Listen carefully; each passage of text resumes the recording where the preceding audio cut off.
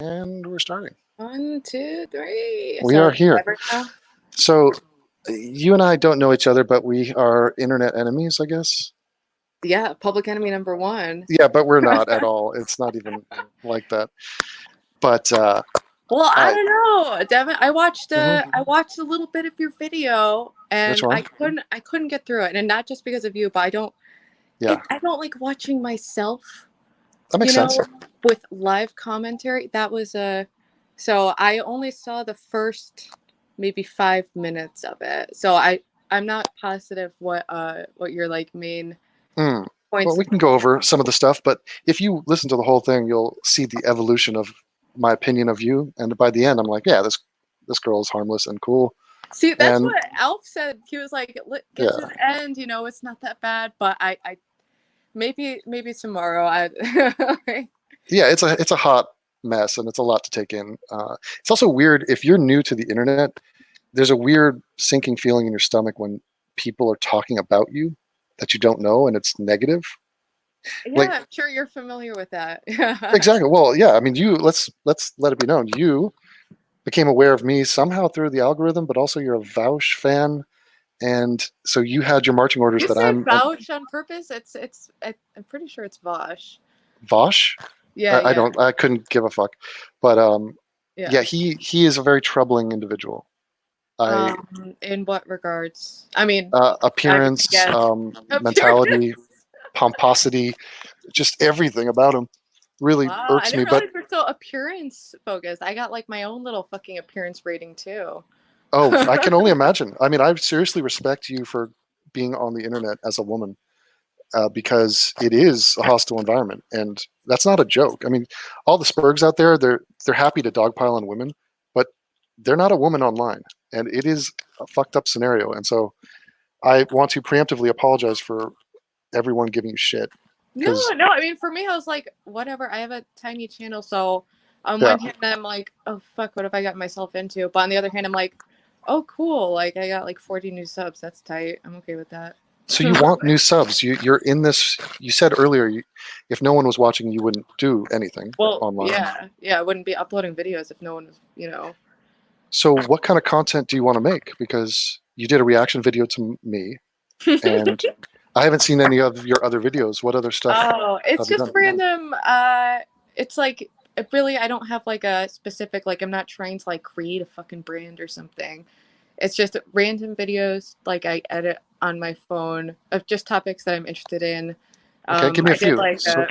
I did a video on Stefan Molyneux, just going through his comments. I've done a video. I did another video about, I swear to fucking God, I'm not even a Kim Kardashian fan. That's the part that really triggers me. But I did do a video on her and Alice Marie Johnson. So yes, that's why I was interested in your video in particular, just because I'm familiar with that case and how it was before. I'm not familiar with her newer cases though.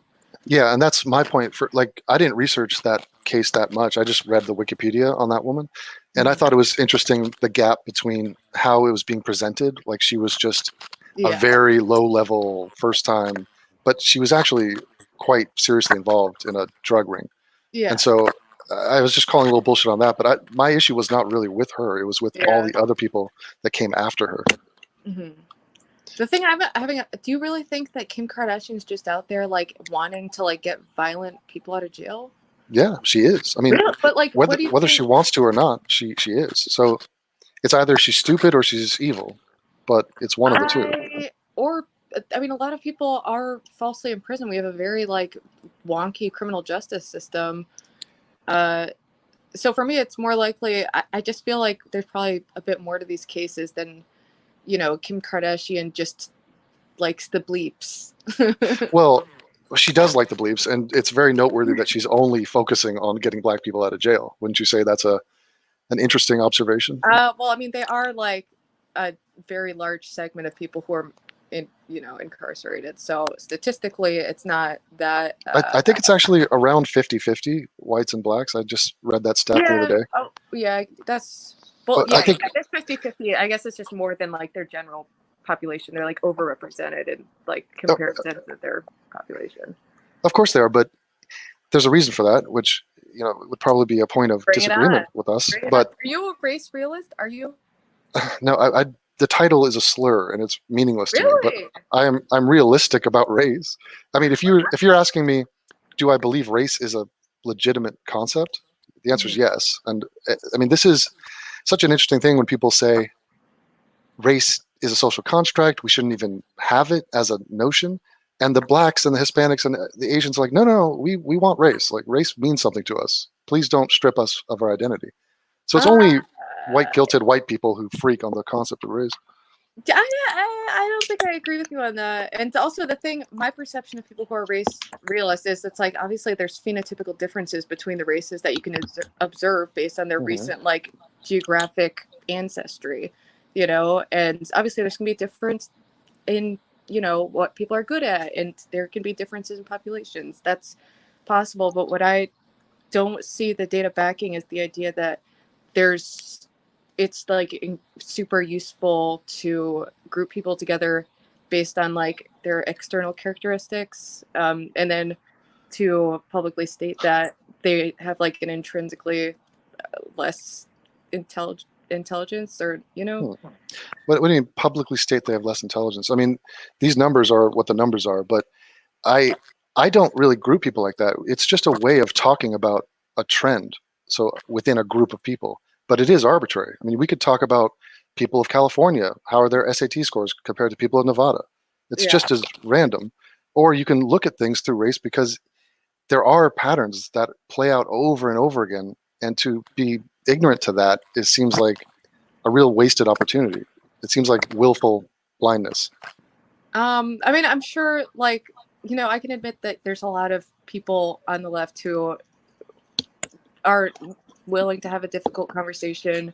So they'll, gloss over facts. Like with Alice Marie Johnson, it's easier for people to process her as like nonviolent offender, like, oh, she smoked weed, instead of it being like obviously a little more complicated.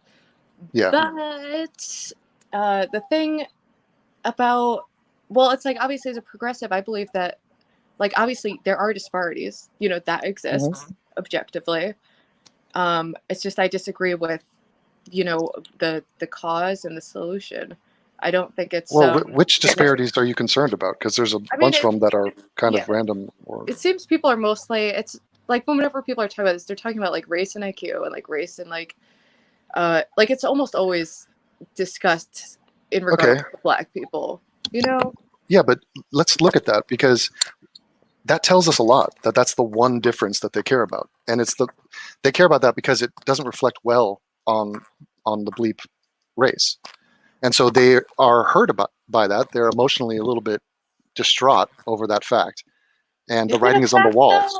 Is it a fact? So no, but we're not even talking about the truth of it, because that's a separate conversation. But just notice that we're not talking about penis length. We're not talking about sprinting ability or the high jump. We're not talking about any of that stuff.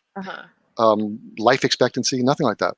We're talking about IQ, because they feel like they're on the short end of the stick. Meanwhile, and I'm not even going to mention whether or not it's true, because that usually just derails conversations and people freak. But let's notice a few things. How could we tell if it's true? You tell me, what would convince you that we can tell average IQs between races? Do you think that's possible to document and to study? Well, to determine like exactly what percentage is genetically fixed, it would be no. Okay, you're talking about causation. I'm talking about the actual facts. So how these people do on tests. Oh, no, it's a fact that there's disparities in IQs. Right. Yeah, that's that. So you're getting to the why part, and you're nervous that the why has something to do with biology and not culture. I don't feel too nervous on it, because I feel like it just seems like a lot of times like people who believe that like race is like intrinsically linked to intelligence, it seems like they always have like a handful of studies and stuff that are generally not broadly accepted in the scientific community. I think a lot of that is what the mainstream does, which is they kill anyone who even explores this as an avenue of study. To me, what's more interesting to me than which race is on average brighter than the other races is the resistance to even talking about this. Yeah. So let's take a look at the gap between Jews and Asians and whites. White people are not really that concerned about it. Are you? I mean, can you admit that there are millions of people smarter than you? Because I can. There are millions of people smarter than me. Yeah, of course. But the thing is, I'm not in a particularly like disenfranchised group. Why? But why? You and I are in the same boat. So that's you a huge, that's a big question. Because I'm a white woman who was born in this time period, so I'm not extremely discriminated against based on like my immutable characteristics. So I feel like it's less of a bullet. Also, when whites, it's like, okay, whites, it's such a huge gap, but because it's like, okay, sure, Asians have a like higher IQ by like what, like 5 points. It's pretty significant. Oh, I know, but I'm saying it's so much more significant with the black and white IQ gap that I feel like it carries a little more weight to say that someone's IQ is like borderline retarded. Okay, well, let me ask you: is that our fault or their fault? Our fault or their fault? I think honestly, that's like a very complicated question. It's not any white person who's living today's fault, but I do think that there's been an accumulative like experience over centuries, of people being enslaved. And I know you went to slavery, but what does that have to do with someone's brain function? Well, because if you're not in a similar like socioeconomic status, having access to the same resources, nutrition, and also extremely important like critical formative years, like where there's so many studies on like childhood neglect and how the brain fucking like rewires if it's like exposed to certain traumas or not. So like, you're chastising the parenting of the blacks in the black community? I'm saying they're not on an equal playing field. There's not equal resources. They're not like this long history of familial wealth being passed down generation. What does wealth have to do with brain function? It has to do with having the resources and stability to have the healthy brain development, and to be able to have the resources to pursue intellectual matters. I mean, the thing is, you're tacking on other problems that are worthwhile, and we can discuss those, but I think they're very minor when it comes to this. So, for example, malnutrition. So if some kid just has no food and no diet whatsoever, he might not maximize his potential intellectually. But that is not the majority of what we're witnessing. And so what do you think it is? You think it is? It's like, you mentioned genetic. I'm almost amazed by the question where you say, do you think race has something to do with IQ? Of course it does. It's like saying, does your brain have something to do with your brain? Yes, biological differences. Our biology is us. So how could it not be completely intertwined with how your brain works?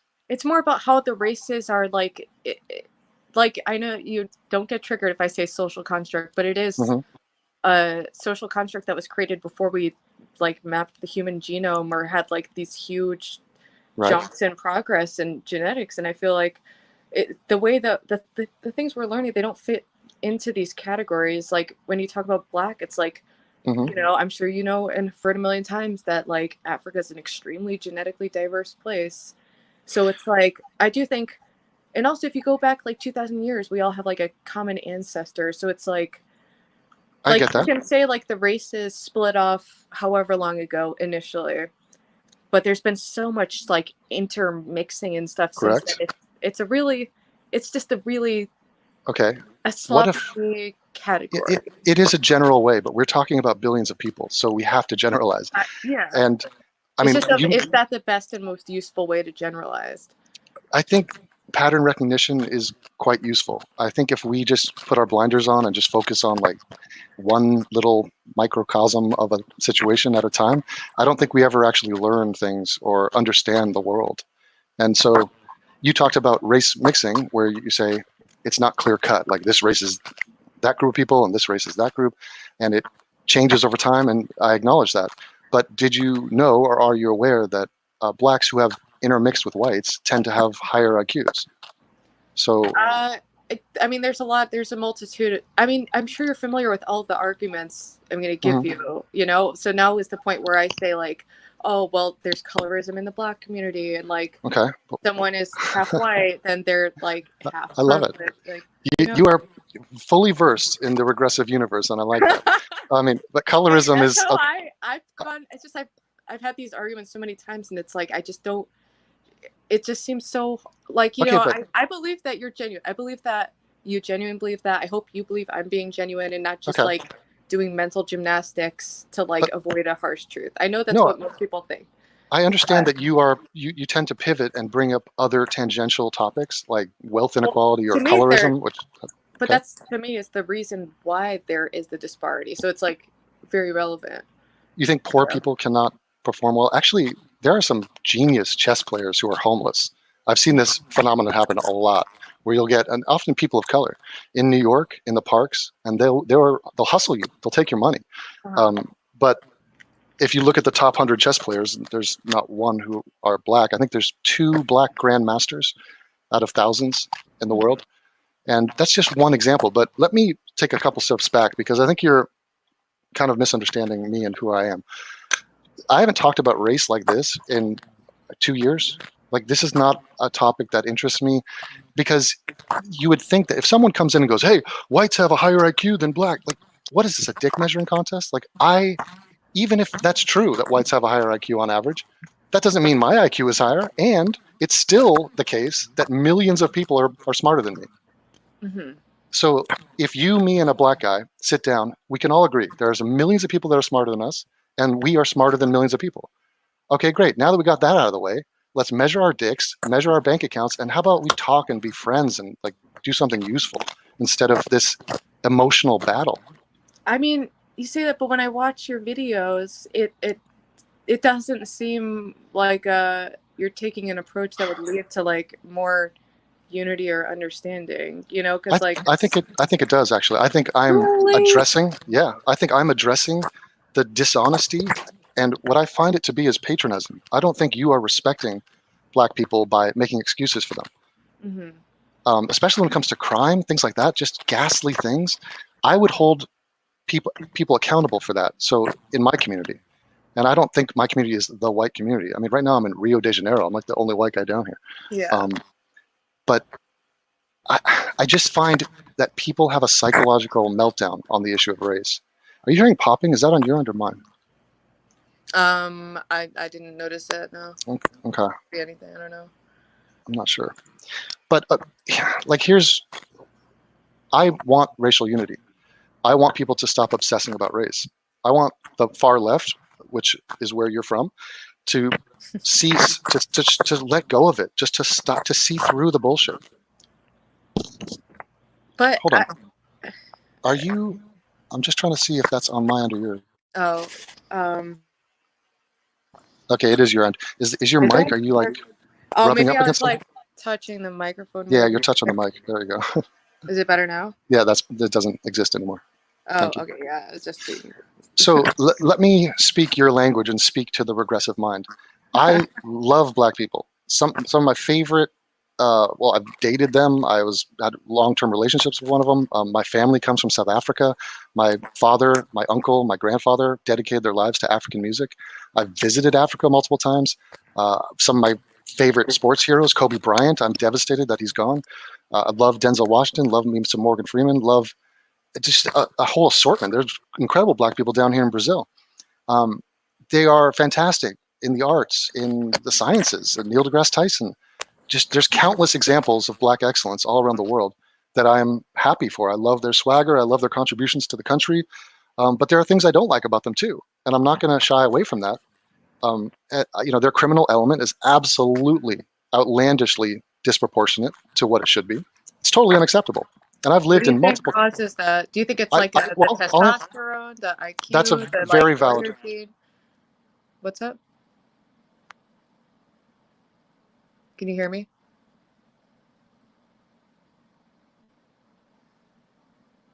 I don't know if it got disconnected. I can't hear anything right now, so I don't know if it got like disconnected or something. Hold on. Oh, okay. I'm back. Are you there? Yep. Yeah, sorry. I got a loose connection. So Yeah. the first answer is the criminals are responsible for the disproportionate crime, which But when makes you see such huge disparities, yeah. it's like, so I'm like going past like an individual level. I know like, hmm people make their own choices to a degree, but obviously I'm more To a degree. What do Well, you mean? if you want to like get into it, like you could go over like just free will even Oh my exists. God, you went free will defense. Listen. You try. Hey, what am I supposed to call you anyway? Do you have a stage Uh name? oh, you could just call me Femoid. Femoid. What does that even mean? What? You're not familiar with Femoid? No, what is that? Are you? I'm You're from the fucking with 70s. me. Okay, wait a minute. You're fucking with me. What's a redheaded's name? Well, who's the redhead from Roger Rabbit? What was her Jessica name? Rabbit. Jessica Rabbit. Can we call you Jessica? Or you can call me Cookie. That's one of my other aliases. That's such a stripper name. Have you ever stripped? It is. Yeah, actually, I have. Have you? Yeah. Was it full nude or just a topless bar? It was just topless. It was only a few times. It was a fucking disaster. Yeah. Was it bad for the money or the degradation or the management? It was well, I have a past in addiction, so it was very toxic environment, just real like the worst shit you could fucking imagine. Was it the girls that were a bad influence or the customers or the boss? Well, I guess everyone, was doing drugs there, so it's like they were all kind of a bad influence, and I was probably a bad influence too. So yeah, Well, I congratulate you for making it out of that dark stage of your life and trying to find balance and right the ship, because it's a common story. I get a lot of emails, a lot of guys reaching out to me who are in bad places and come from traumatic backgrounds. Yeah, and it's a common story. And there's no one way to get out of it either. I'm sure you're familiar with this, but maybe have you read books on it, and have you gotten advice outside of yourself? Addiction and whatnot. Well, just how to make amends with life around, or how to not be just in a tailspin based off. I mean, I was lucky the stars were aligned, in several events in my life, because there's truth to the way addiction works, and it's like you hit rock bottom. It's like some addicts learn from other people, and others have to learn the hard way, and a bunch of bad shit has to happen before they're like, they just kind of do the math. It's like, if I keep using, it's just gonna suck more than how much it sucks to not use. Yeah, so, it's something I'm very lucky to have avoided drug addiction and alcoholism or anything like that. Yeah, and I attributed. Yeah. I was a straight edge motherfucker back in the day, and my father. Really? Were you into hardcore? What is that? Oh, never. Wait, how old are you? 45. I just turned. Really? Yeah. Oh wow. Well, I guess I only see the kangaroos, so. Yeah, that's true. I didn't know that. Yeah, I was talking to my boy Phil, who was deep into heroin and was supposed to die a couple times, and he got out of it. But there's no guarantee with this stuff. It's what's on the street now. Like, I'm really lucky I didn't die. I went on this medicine called Suboxone that, like, once you're on it for a long enough time, and I've been on it for 7 years, you can't get high. Like, you can't get high and shit. Like, I don't think I would have gone on it if I knew that, but I mean, it forced me to, to not do that drug. Yeah. And the crazy thing about drugs is people get on it and then they have these physical problems that are just real in their biology at this point. But they also, it's usually underneath that is psychological problems and damage and trauma. And it's so difficult to separate the two and to even take a look at the original wounds. Yeah. Yeah, there's the treatment options that are available. It's a fucking disaster. Like, it's all just a shot in the dark, like the modern state of like treatment centers. You go in, I've been in detox a couple times. You go in and you literally, you're like on a bed. They like tranquilize you, and then you like paint rocks for a week and like do AA meetings. That's it. And then they're like, oh, $40,000, and I'm like, dude. They want money like that? If you go to like a real rehab, I've only been into like state funded detox where I didn't have to pay, but for long-term rehab, which is what's necessary to actually, help someone's brain go back to like normal, that's, oh my God, it's tens of thousands of dollars a month. It's a lot. So help me understand, in terms of the past 10 years, say, of your life, how big of a role has drug addiction played for you? Has that been the central hurdle for you? It's definitely played a big role. Yeah, sure. And it's the reason why, because you said like your position in life now is not what it could have been if you were on a different track earlier on. Yeah, I Are think that's you? why I'm also more inclined to believe in people's capacity to change based on opportunities. So, like, for example, with drugs, I Mhm, used to smoke crack. So, obviously, if I had been caught with that, I could have been mhm. put in jail. I don't think I would have going to be incarcerated. I don't think that would have helped me turn my life around. Exactly. Yeah, for It sure. would give me a record. It would. So that's why I think that, you know, I yeah, I tend to lean against mass incarceration, and that's why with Alice Marie Johnson, I'm like 30 years is fucking enough, and Hmm. um, Have and in Have you? general, like with drug charges, I think we need a better system, and I do think it disproportionately affects the Black community. Yep, I Yeah, do. and you could say stuff like that, but there's an implication when you say that it's designed to hurt the Black community more, but it's not. It's just the Um, laws are the laws, and yeah, they tend to fall into this problem more than others. I But think they perhaps get caught more or more likely, to be searched for drugs. I think when people see me, they might not be like, "Oh, she's buying crack right now." It's not mhm. like their first thought when they look at me. I think it's different So drug by drug. So I don't think Blacks lead the pack when it comes to meth or heroin no, stuff like yeah, that. I yeah, mean, yeah, there's a bunch of whites who are zombied out of their minds, just yeah, destroying their lives. But it is a problem, and I've heard that Portugal has a good system in place where they invest yeah, way more yeah. money in rehab. And I think if a Democrat gets in, we're on the verge of legalizing pot, which is a start, Oh yeah, and that's huge. just changing the philosophy. I think, like you're Yeah, saying, because what we're doing doesn't really benefit anyone, including the drug addict, yeah. and No, it's a fucking disaster. Like it's such a oh we're my god, it's wasting such an money. effort We're just stuck up. Huge yeah, waste of money, and just on incarceration in general, it's a lot of times it's like less money to actually put someone in, to like get treatment instead of like locking them up for a way longer time. But mhm. yeah, So let me ask you a question that comes to mind, which is being new to the internet. Like you just had your first stream earlier today. You said you'd been on a couple, but you did your I've first. only like called in my first stream. I went on this guy Flamenco stream, Uh-huh.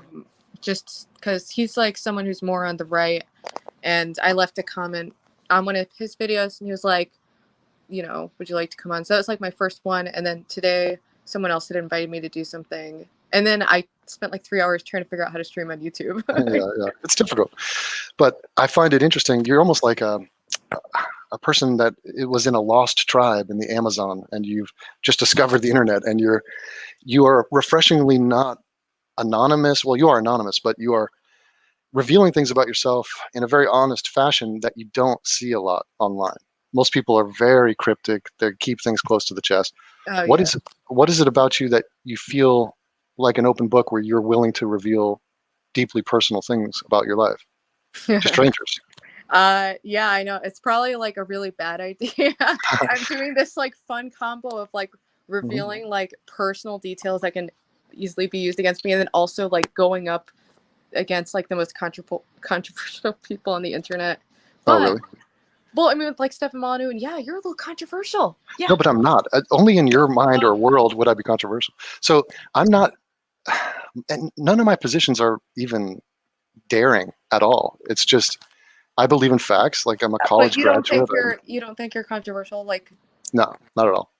like not to like. I mean, I'm coming from the left. I'm unique. I would say I'm different. Well, but I'm on the left too. You know what shit? I know. I learned that. I would not have guessed that watching your videos, but I Okay, did learn that because I talked to your moderator for like a while, and he was really nice. yeah, So he explained a couple things, from my perspective. right. So you need to know a few things about me because I am different than most, and my audience is 50% on the right and 50% on the left. So it's a very strange mix of people. I'm Yeah. not into political tribalism, but people know I can't stand Trump. I think he's, the spawn of Satan. He's, he could drop dead for, I just hate the dude. But Yeah. I don't know. It's a little bit tiresome. It's been 4 years now, and it gets a little repetitive. Just there's more things in the world than Trump. I'm not going to let him Yeah. dominate my mind. It is. It's like the Trumpness talked everywhere. It is like I just don't remember what life was like before this. You know. Yeah, and it's entertaining on What some was level. news before this? What was news before this? Because it's just constant. Like, But don't you find that it's frustrating when you can't control anything? So I have no ability to control what happens in these elections. And so I'm just watching this huge machine operate. And my guy was Andrew Yang. I was a Yang guy, yeah, yeah. and he's out. And so I'm just like, whatever. I'll just focus on other stuff, watch some Netflix or do whatever. Do you have Netflix? Yeah. I do Netflix. Wow, you And watching anything good? I'm watching Narcos Mexico, and I'm loving it. Did you see When They See Us? Did you watch Yeah, that? I've done a whole series on that film, and I didn't get to watching those yet, but that was yeah. that was the tipping point for me to drop the R bomb on you. Okay. Oh God! And was it a hard C? Yeah, yeah, it was. It was a hard C. Okay, so let's go into this. This is almost like sport for me, but okay. Central Park Alright. 5. Yeah. So when I first heard about it, I didn't hear about it at the time in the 80s. I guess it was in 89 because I was in LA and it was in New York, and it was like, who cares? When I first heard about it, I heard it the way you heard it, which is, oh, there were 5 guys and they were innocent, they were framed, and it turns out they didn't do it, and it was a whole debacle. And so I assumed that was true. But then, me being the stubborn mule that I am, I actually researched it for myself, and I wanted to confirm and think independently about it, not take marching orders from Vosh or Destiny or whoever I else. would just like you to know that I spend a lot of time on fucking BitChute listening to like all these fucking alt-right people. Like, it's a big it's like a morbid pastime of mine that I actually feel guilty about. So you're hate watching that. Just like you watch my stuff. It's not entirely hate watching. It's more of like watching, because I do like to be challenged to reevaluate my positions, make sure I can articulate them. And also, I mean, so I do watch. I've seen people say like stuff with Trayvon Martin, like talking about a whole different side of that case. And yeah, did you hear that movie that came out? That some guy did a documentary about it. Do you ever watch like Glenn Lowry? Yeah, those two guys are amazing. John McWhorter and Glenn Lowry. Yeah, I watched their channel a lot, and I saw that they were talking about the Trayvon case, and it's like, I do feel like they go after like radioactive stuff like that with like pretty reparations. Oh, they're amazing. Those guys are geniuses. I want to do a video promoting them. I watch them. I'm inspired by them. I think they're really on point. I disagree. I mean, I think the one guy's a bit more conservative than I am, but and the interesting thing is Glenn Lowry and John McWhorter would take no issue with anything I say on race. They would probably just be like, yeah, we agree.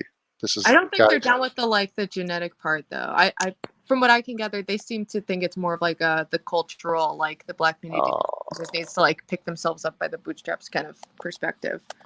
Well, that's what is it? What isn't the genetic thing? Oh, come on. What? The like genetic, like, oh, black people are more genetically predisposed to being criminals because of their high testosterone and their lower IQ. Well, look, I'm actually just delighted and pleased that we're even at that level of the conversation, because a lot of people will be resistant to the fact that they do commit more crimes. So you have to get over that speed bump, and that takes forever. So if you want to talk about why they do it, and I've already given you my caveat by saying they do it because they do have agency, and they do have maybe not pure free will, but they are independent organisms acting on their own behalf. So they do it more. It's not like a collective thing. They're not the Borg, but if you do count up the numbers, there is a pattern there. No, and definitely. Like, before we start accusing people of why they do it, I mean, would you agree that men commit more crimes than women, violent crimes? Yeah, of course. And would you attribute that in large measure to testosterone and the aggressivity, is that a word, associated with testosterone? I mean, I'm a regressive leftist, so of course I'm going to think that a lot of it's sociologically influenced and how men are like. Wait a minute. You think that men are more aggressive and violent because they were taught? No, I'm saying that's part of it, but yes, of course. Like, I do believe in like there are sexual dimorphic differences between the sexes, and one of those is men, are a little bigger, they have more testosterone, they're a little more aggressive, No, kind of a lot more. Some of them are a lot more. I mean, and it starts early. You can see this with 3-year-olds. They get aggro. and it's pretty sketchy, and men have to deal with it. Like, men are the victims of rape. Men are the victims of violent crime. Men kill men more than men kill women. So we deal with men like you guys deal with men, and we are the common enemy for everyone. Sorry, guys, but it's true. And to not acknowledge that testosterone is a huge factor in that. I mean, any scientist would break that down and explain that to you. I think it's same with older people. So the older you get, the less testosterone you have. Mm-hmm. And I know that older people are wiser and a little bit more chill and less hot-headed, but I think it's also their testosterone count that plays a part in that. And so if you acknowledge that, the difference between men and women and why, in terms of violent crime, if it was to be determined that bleeps have more testosterone on average, of a significant amount, wouldn't that be a very reasonable part of this equation as to why they tend to be more violent? Well, yeah. I mean, if it was confirmed, like, blacks genetically, I mean, on average, I know we're always talking about averages, Exactly. but like to the point where it's, you know, gonna affect the crime levels this much because it is extremely disproportionate. You know, I mean, I'm not gonna say my thing with it is it's not that I think it's impossible that there is genetic influence. I think that it's something that we don't have the ability to say exactly how much it is. Yeah, but we can take educated guesses. I mean, science is all about educated guesses. Yeah. So I don't think just because we can't tell you exactly the percentage of nature versus nurture, I think we're in a ballpark and we're pretty close to understanding. What would you guess? Like, oh, I mean, 70-30. Like 70 genetic and 30. Yeah, I would say you're looking at that. And it could be outliers with that too. Like if you grow up in a super violent thug culture, then you know, if everyone's a gangster, basically your dad's a fucking gangster and you get taught how to shoot guns as a kid, then it might be 70-30 the other way, you know. There's not one number that explains every situation. But this is why I say what I think is not controversial, because you and I agree that men are more violent because of testosterone in large measure. Well, a multitude of factors, but yes, I agree. Testosterone is one of them. Exactly. And so then what is the debate on? Because if a scientist says that blacks have more testosterone on average, which they do, then you know the premise is rock solid. So what is wrong with the conclusion? I don't. But then the other factor is intelligence, because we do know that the lower IQ you have, the stronger the likelihood that you will be a criminal, that you will commit crime. We have a long history of stupid ass people making terrible decisions. And I mean, part of it's like they don't have the intellectual fortitude to get a job and to figure out how to, I don't know, game the system to their advantage. So they just take the easy way out. Also, delayed gratification is another interesting field of study. And there's major differences between people where they look for this on race. Because the thing is, I'm more comfortable if you want to talk about, like, you know, there's like genetic clusters on geographic regions. I think when you try to break it down to races, which is like a, you know, super duper like hypercharged radioactive subject that's ill-defined and but this is what you're explaining why these conversations go nowhere, because people freak. But we could just as easily have this conversation about whites, just strictly whites, because we have white criminals, we have white stupid people, we have white people with more testosterone than others whites. So we have young whites with more testosterone who commit more crimes. You know, so we could just look at it there and figure out what we think is true and then just apply it to the other races. So I think you've kind of stumbled onto the main problem, which is this major elephant in the room and this awkwardness that people have, and some call it white guilt. And this is something I do not possess. Do you think I have white guilt? Oh, you are, I mean, just drenched in white guilt. It's just oozing out of me, all the white guilt. I think it's so deeply embedded in you that you don't even know how it's like in your fibers. I mean, I actually used to be like a pretty openly racist person. Oh, really? That's interesting. Towards which race? Blacks, yeah. Really? So, yeah, but I went through. Doesn't that feed into your guilt, your current guilt? I mean, maybe. You're trying to make amends.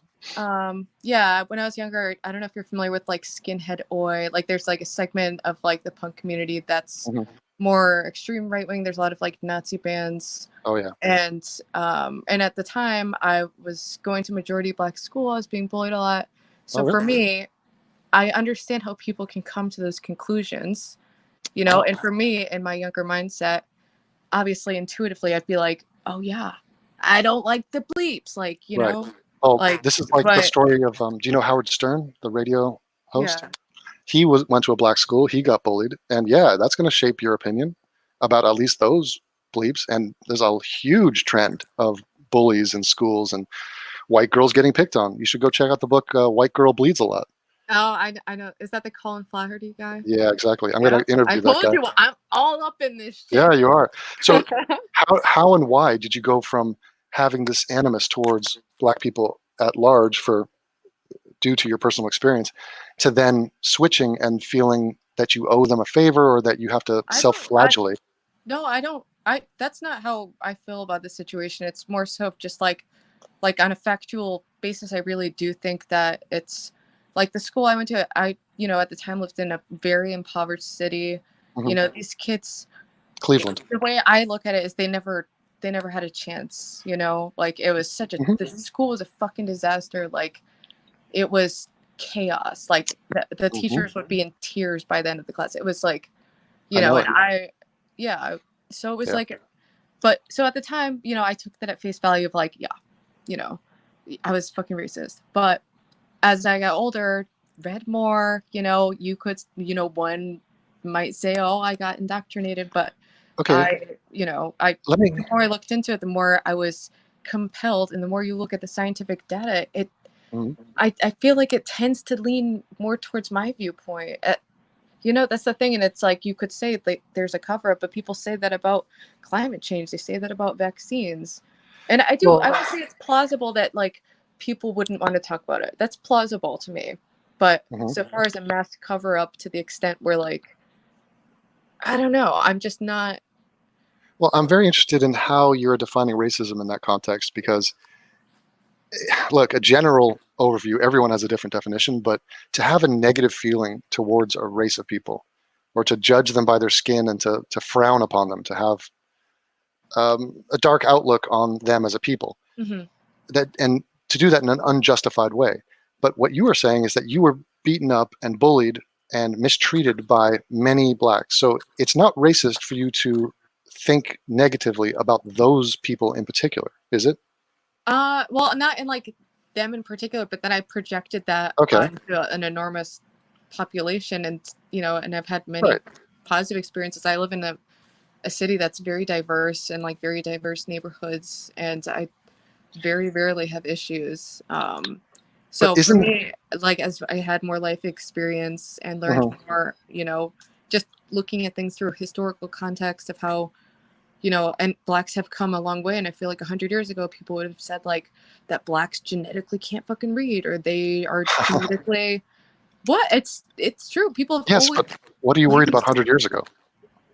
Why are we what? worried about Well, what I'm saying is that there's always people who think there's science to back up the status quo, and then there's always people who think that underprivileged groups can do better and that they're being underestimated, or well, being poorly maligned. Like when you say like someone as a group like has a lower IQ, to me that I just don't see how you can believe that without also believing that that group is inferior in some way. yeah, but this is the nature of how awkward the conversation is. Yeah. Because if you have differences in numbers, then if you want to frame it as one being inferior or superior, it's it's a caustic way to go about it. It's antagonistic. It's kind of messed up. It's not even necessary. But you're talking about one group of people is inferior when it comes to numbers. That's the whites. But we are not bitching about it. We are not asking the Asians to give us money or to, oh, you fucking Asians, you and your high intellects. We don't care because we Well, think of ourselves as individuals. We're not in this groupthink mentality. well, yeah, because we also were doing fine. You know, we don't. No, we're not. Like I said, half of the people in prison, or like it's like Well, I 40%. wouldn't say like we're doing like fine in the broader scheme of things. I do think there's like huge systemic Yes. issues, but in So- regards to like the black community, I do think. Okay, but wait, why I are think you? it's not. I don't think the white Asian and the black white thing is like as comparable. Okay, first of all, whites lead the league in suicide, and in drug use, we're a mess. And look, we talk about the black single parent situation and how it's like 74% now. It's growing. The Yeah. whites is like 34, 35%. Now, granted, not all these situations are as bad. So a single parent. More people, it's like, people are just not really getting married that much anymore. Yeah, because marriage is dying off, religion is dying off. So there's other trends to go into with that. But whites, we have all sorts of problems. But Coleman Hughes brought this up. I don't know if you listened to Coleman. I like Coleman Hughes. Yeah, very bright guy. He just had a really good conversation with Glenn Lowry. And in that conversation. Yeah, I watched that. Okay, well, he talked about a great point, which is, why are we always comparing blacks to whites? Yeah. Why aren't we comparing blacks to prior blacks? I mean, the marriage rate in 1910 with blacks was like 90%. And if you have two parents and they're demanding that their children be raised and they're positive influences on their kids, obviously those kids are going to turn out better. So you could, all that genetic stuff, that might still exist, and it is what it is, but you can still have successful black people. I mean, look at what the Nigerians do in America. These are doctors and lawyers. Some of the people from the Bahamas do exceedingly well, way better than some of our inner city guys. So you're talking about you want them to do better, and sure, I want everyone to do better, but I think part of the process of being better is being honest about the people that are fucking up and violating people. People are dying out there. People are getting raped. I mean, these numbers are gruesome. Like, you're not going to be doing a video on baby rape in South Africa anytime soon because it's awkward and it's uncomfortable. But it's happening. I mean, I don't really know enough about the South Africa situation to get into that. I know like Lauren Southern's, I think I watched her little white farmer thing. Were you resistant to that documentary because it was Lauren Southern, or do you actually understand? I mean, honestly, of course, yeah. I'm not I'll watch anything, try to be as open as possible, but I'm a biased person, of course. And I'm not a Southern fan. I like that about you. I think that you have a curious mind, and I think you are engaged in these thoughts and in self-improvement, which is, I'm talking about in an authentic way. That's not just a bullshit line. I think you actually are curious to learn things. Yeah. And I don't know everything, and I'm always interested in learning stuff. Like, I just learned about what's this case? Kevin Cooper. The latest thing that Kim Kardashian's sticking her fat butt in. Yeah. So what is up with that? Like, fat butt in. Kim is just, I don't know how much time she spends on this. Like, this woman is incredibly busy. I doubt that she does independent research. I bet she does. My theory though with Kim, and I swear on my fucking life, I'm not I don't look up to the Kardashians. I don't want to fucking be a Kardashian. Do you own their makeup? I don't watch the show. I just think that my theory on why she changed, I do think her family, they're disgustingly wealthy. They're very gross. I'm very repulsed by a lot of their lifestyle. But I feel like Kim Kardashian changed when she was robbed and when she had children. So that's why there's part of me that feels a little defensive of if someone wants to change, and try to do some good, I think that should be encouraged. I think more. Okay. If she's in a huge position of power, even though she shouldn't, I agree she should. That's just the way our society is, that we glorify a certain type of person for whatever reason, Well, obviously, I agree with the sentiment. Someone should do something good. But what I'm suggesting is that what she's doing is the exact opposite of good. Yeah. For her to do something good would be for her to get back to her makeup and her fashion and stick her nose out of these murder cases where she is literally getting mass murderers trying to set them free, and rapists. This is a problem in my mind. You think your perception is that she believes these people are guilty of the crimes as they're described, and she wants to get them out anyway as a power move? I think she's just so stupid and gullible that she believes that these people are innocent. Okay, you could at least say, I don't know why, but I do think her intent, I don't see her as, because it doesn't seem plausible to me that someone would just want to free, rapists and killers, just for the heck of it, Well, it's crazy, and that's why it's appalling. That's why I'm inspired to comment on it. Mm-hmm. But, I mean, look, I just doubt that she has the wherewithal to actually ascertain the truth of these cases. And I think that she's doing this, like you say, she's projecting this idea that she is a do-gooder. She is this positive force in the world, and she's an activist, and she's helping people, and she's like this icon of good. She's like Mother Teresa. You're so cynical, though. I don't know. Yes. But, okay, so just grant me one thing. If she is getting actual murderers set free. Of course, that would be bad. Of That would be a course. morally Of course that egregious would thing, be. inexcusably horrible. Unless they were like, oh, so here's my other thing is I do believe in restorative justice and not, just What does that mean? retribution and punishment. It's more of like I do think that people should have second chances and, anyone like that's like Okay, part of wait a my minute. like moral Let me viewpoint. let me get a little understanding of what that actually means, because sometimes it's like you're talking about pot crime, and then other times you're kind of implying No, that. I'm even talking about like murder. Like if you look at Okay. like a lot of European countries, like their sentences tap out at like 24 years because they view it to be inhumane to do it longer, even if the person, I know. did something horrible. Like absolutely, like I have a relative who was murdered. It's horrible. Like it's, it's it's. You know that guy, So I Anders understand Breivik? that. Who is it? Anders Breivik, the guy from Norway who killed like 70 kids. Oh, the Andrew. Yeah, the Nazi Oh, dude. He went Was in. he was a white nationalist? Yeah, basically an ethno sort of I think I European. know about him because the Christchurch shooter might have mentioned him in his Yeah, manifesto. I'm sure he did. Yeah.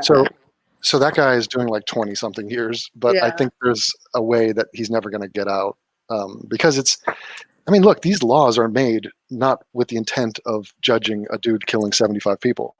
Like, it's just not set up for that. But in your estimation, if I murder someone, how many years in jail should I do? How many years in jail? Well, I think it would develop like, it depended on, is it first degree, second degree, premeditated, like was it violent, like you do all those things. I do. You draw a distinction with like premeditated and accidental manslaughter. Yeah, for sure. Okay, so what about premeditated? Do you think those guys deserve second chances? It's for me, it's entire like it really depends on the situation. Have you ever seen that show I'm a Killer, the Netflix? No. Oh, it's really interesting because it shows like they interview killers who, give their side of the story, and sometimes the people are obviously just like trying to look good for their, probation or not probation, but whatever, their appeal court thing. But some of them I think are genuine. They talk about their lives and things that led up to the crime and how, they are different, and they do it in a believable way, Okay, so this is what I call, and it's a very endearing quality that you have, and many people like you have, women especially young women, but it's empathy. You have a sense of empathy, but you're right now empathizing with a murderer. I would call this toxic empathy. I think this is a misfiring of a nice impulse that you have. But like, for example, you're not talking about the victims of these people. They're completely out of sight, out of mind. No, I totally like, and a lot of times it's on the show. If you watch it, it's interesting because they show the victims' families and their side, and there are a lot of times where victims' family, do like give forgiveness to the person and have even like appealed and rallied for them to be released. Yeah, but that's a lot of Christian insanity. Yeah, true. I can't argue with that. I mean, it actually, you have to watch. There's this girl is like a traveler punk girl who like suffocated her boyfriend, and she's totally full of shit.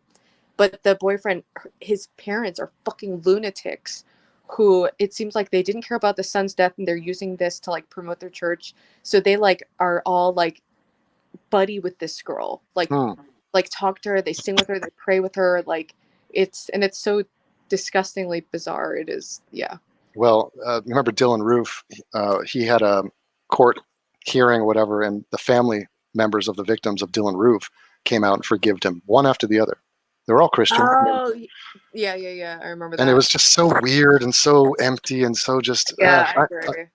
I understand why they do it, but it's people a fucked are like, up oh wow, that's so big of it, and they're like, oh well, I've got Jesus in my heart, and I'm looking at this. I'm also an atheist, so for me, I'm just like, you have this made up thing. It's a completely fabricated reality in your head, and you have this.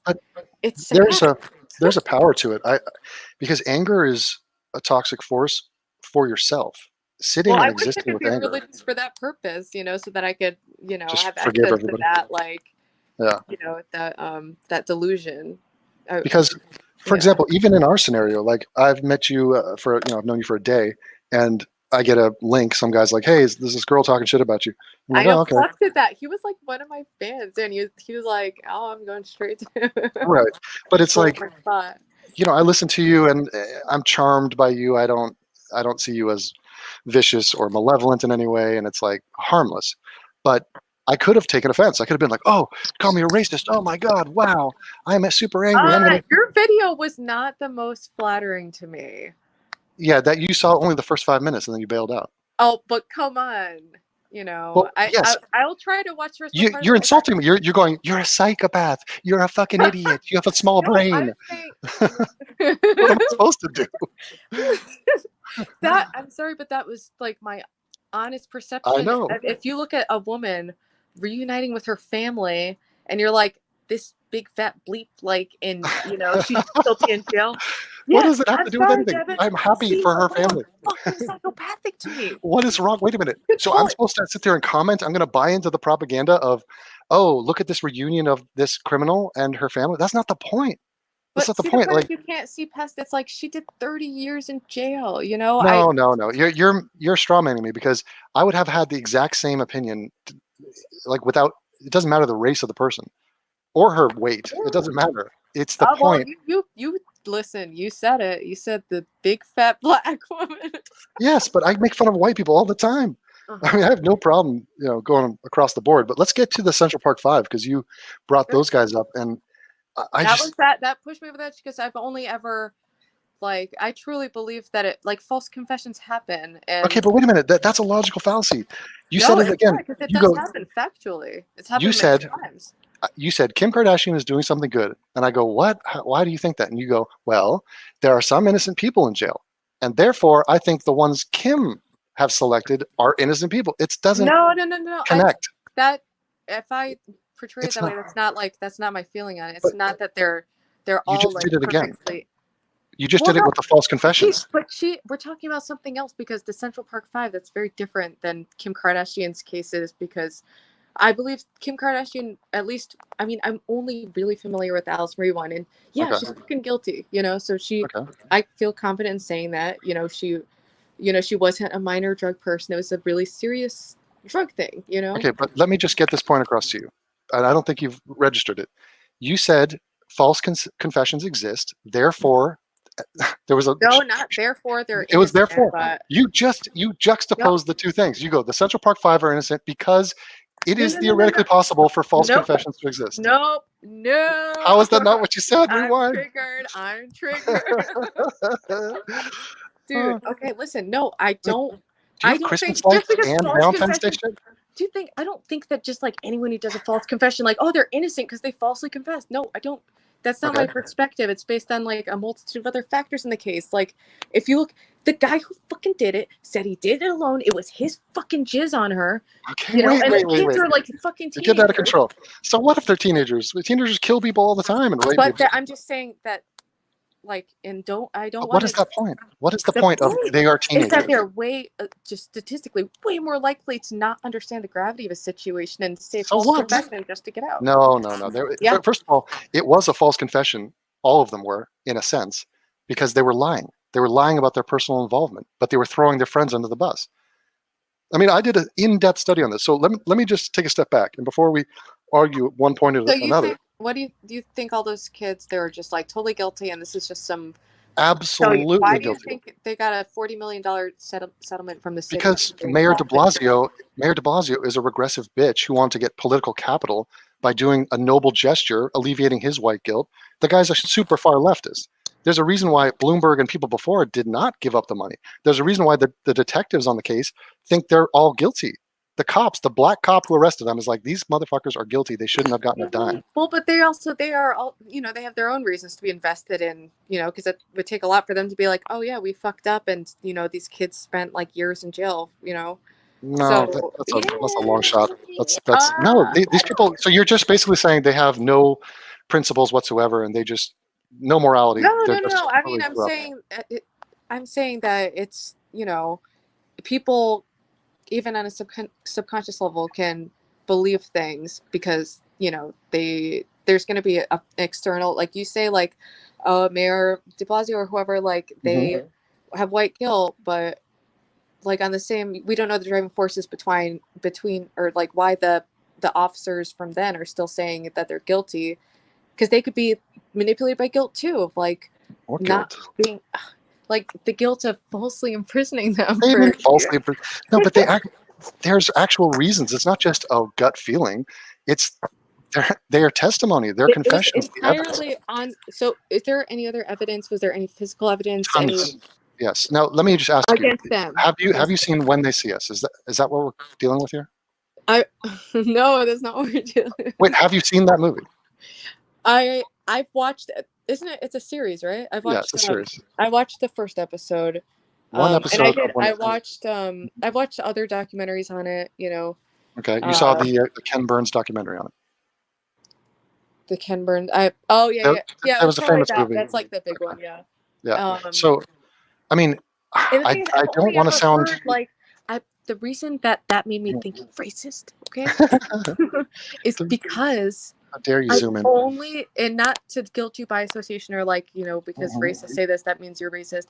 But yeah, my pattern finding brain is going to notice that I've only ever heard white nationalists say that they're guilty. You know? What? Okay, wait a minute. Yeah. That's a ridiculous standard. Okay, I mean, there's right and there's wrong on an issue. Standard, but there's, of course, when I'm watching your videos and it's bleep this, bleep that, and yeah, the multitude of factors did. Wait a minute. Hold on. This is you're giving me too much juicy stuff. Bleep this, bleep that. So if I talk about black people, that's a red flag for you that I'm a racist. Just talking about them. It's a lot. Look at what do you mean? It's a lot? Yes, this is my specialty, and you know why I am needed. It's your specialty. So yes, this is a hole in the market. So there's a hole in the market. Look, let me give you a little knowledge about me and race. I talk about race in private. About never. Like, ask my girlfriend. I never talk about race. In public, I do because I am needed. Because we get bullshitters like you, no offense, who are making excuses and letting murderers off, letting rapists off. You're against rape, I assume. You're misconstruing me. You're strawmanning me. Wait, let me get back to this case and just let's acknowledge something, which is awkward, and I need to get this out there. This conversation is like me talking to a neuroscientist about brain chemistry. I don't know anything about it, and I assume that the scientist who I'm talking to, is way more informed about the brain than me. So I wouldn't even go into that conversation thinking, well, he's going to say something about the brain, and then I'll come back with my feelings about brains, and then we'll just go back and forth. Like, I have studied the Central Park Five for months on end. I know every detail. I've read everything. I've seen all of the video. So you're the neuroscientist on the Central Park Yes, Five. you're unclear. Yes, you are the ignorant peasant when it comes to this. Okay, I mean, do you even understand that you're in the presence of greatness on this issue? Like, I know everything about this, so I'm not just telling you what I think. Like, hey, there were 5 blacks. Oh, well, that's all I need to know. They were probably guilty. It's ridiculous. There's eyewitness testimony. Dude, when I watched your video, like, for a moment after I talked to Alf or whoever, like, I was like, yeah, maybe I'm reading this wrong. I click on your video, and it's literally, you're like, this guy, look at him, look at the shape of his skull. You can like make it was like out of a fairy tale book about what racism sounds like. Do you understand how it seems like that? Can you please time out? Please zip up your mouth for a second and listen to what I'm about to tell you. Me talking about the skull shape of Rodney Reed was an obvious joke, 1,000% joke. Wait a minute. Now this is total bad faith. Go ask anyone in my audience. Ask my girlfriend, ask my father, ask anyone. Obviously, skull shape is totally insignificant. And I was saying it because I'm an entertainer and I'm joking completely, going way over the line, going, hey, Rodney Reed, look at the shape of his skull. That's all I'm going to say. That is a joke. Milady, you have been fooled. Do you understand how it's hard to decipher a joke when you really are someone who believes in race science and phrenology is like one of the biggest parts of race science? Okay. And lots of race realists today believe in that shit. Well, okay, they still believe in phrenology. I believe in the brains. Brains can be different. But no, the skull shape, I don't know anything about it. Yes, it's debunked, it's fake, whatever. I was saying that to be a caricature and to cross the line. Literally, your reaction to that right now is the punchline to that joke. Oh, it's Poe's law trying to get you to be like, does he actually believe that or not? The other day what's the purpose? I feel like, see, this is, I don't think you're all right or anything, but I feel humor is the purpose. But it's making light of a situation that people are too serious about. That's what the purpose is. So So the purpose, in other words, you just want to trigger the libs? no, I was entertaining my audience. I'm not triggering the libs. Don't watch my shit. Super libs do not watch my stuff. I'm not triggering them. I don't even. I mean, no, I'm not a trigger like crusader. That's not my thing. But the other day I did a video, and in the middle of the video I said, "Oh, by the way, guys," I think I said, "God bless you for doing something," and I heard myself say the word "God bless you," and I realized I'm kind of a prominent atheist, and so I said, "Oh, by the way, guys, quick news update. I'm actually a God believer now. So the fact that my channel is Atheism is Unstoppable is kind of outdated. It's kind of antiquated. So just wanted to let you know." Now, I did not then say, "By the way, guys, I was joking, not trying to trigger you. I'm still an atheist." I didn't say that because that would have sucked the humor out of the whole bit. Now, all right, it's funny to me. I believe you about the phrenology thing, that it was a joke. Okay, thank you. But can you at least just understand why I might come to some of the conclusions it's that very I came cute. to? It's very cute. Okay, now let me get back to the semen. You think you're all semened up with this dude, Mateus Reyes. Okay, you said the DNA evidence exonerated them. Do you realize that the DNA evidence is strictly that they found semen in this woman, and that semen came back to this dude who was a convicted rapist in prison, Mateus Reyes? Yeah. It's just a match of one guy's semen. Sorry, And, someone was just trying to call me. Can you see me? I can see you. Or hear me or whatever? I got all the senses. Oh, my back. No, you're good. You're in. So, Yoo-hoo. do you realize that more than one person can rape a woman, and you don't have to come for it to be rape? You agree with that? Hello? Are you still there? Oh, sorry. Hold on. Fuck. Hold on. What's happened? Are you there? Oh. Hello? Wow, I was muted. Yeah, I unmuted you. Something happened there. Are you there? Hello? Yeah. Can you hear I me? don't know what the fuck just happened. Hold on. Oh, shit. We have a malfunction here, people. Oh. Hello? Hello? Should I drop her and then bring her back? All right, I'm going to try to drop her. Oh, God, this is riveting. It's too much. Hold on. All right.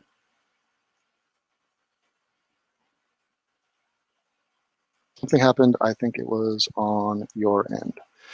She's very interesting because she's open and you could see all the puzzle pieces. You could just connect them. She's so close to understanding. I don't think it's beyond her to get. And I think she's reasonable. Hello.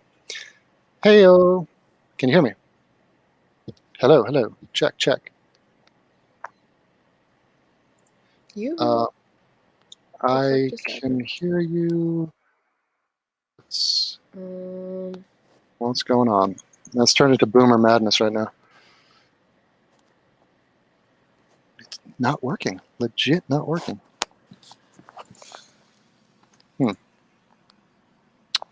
Well, my troubleshooting is... Hello? My troubleshooting is not good on this. Fuck. Fuck.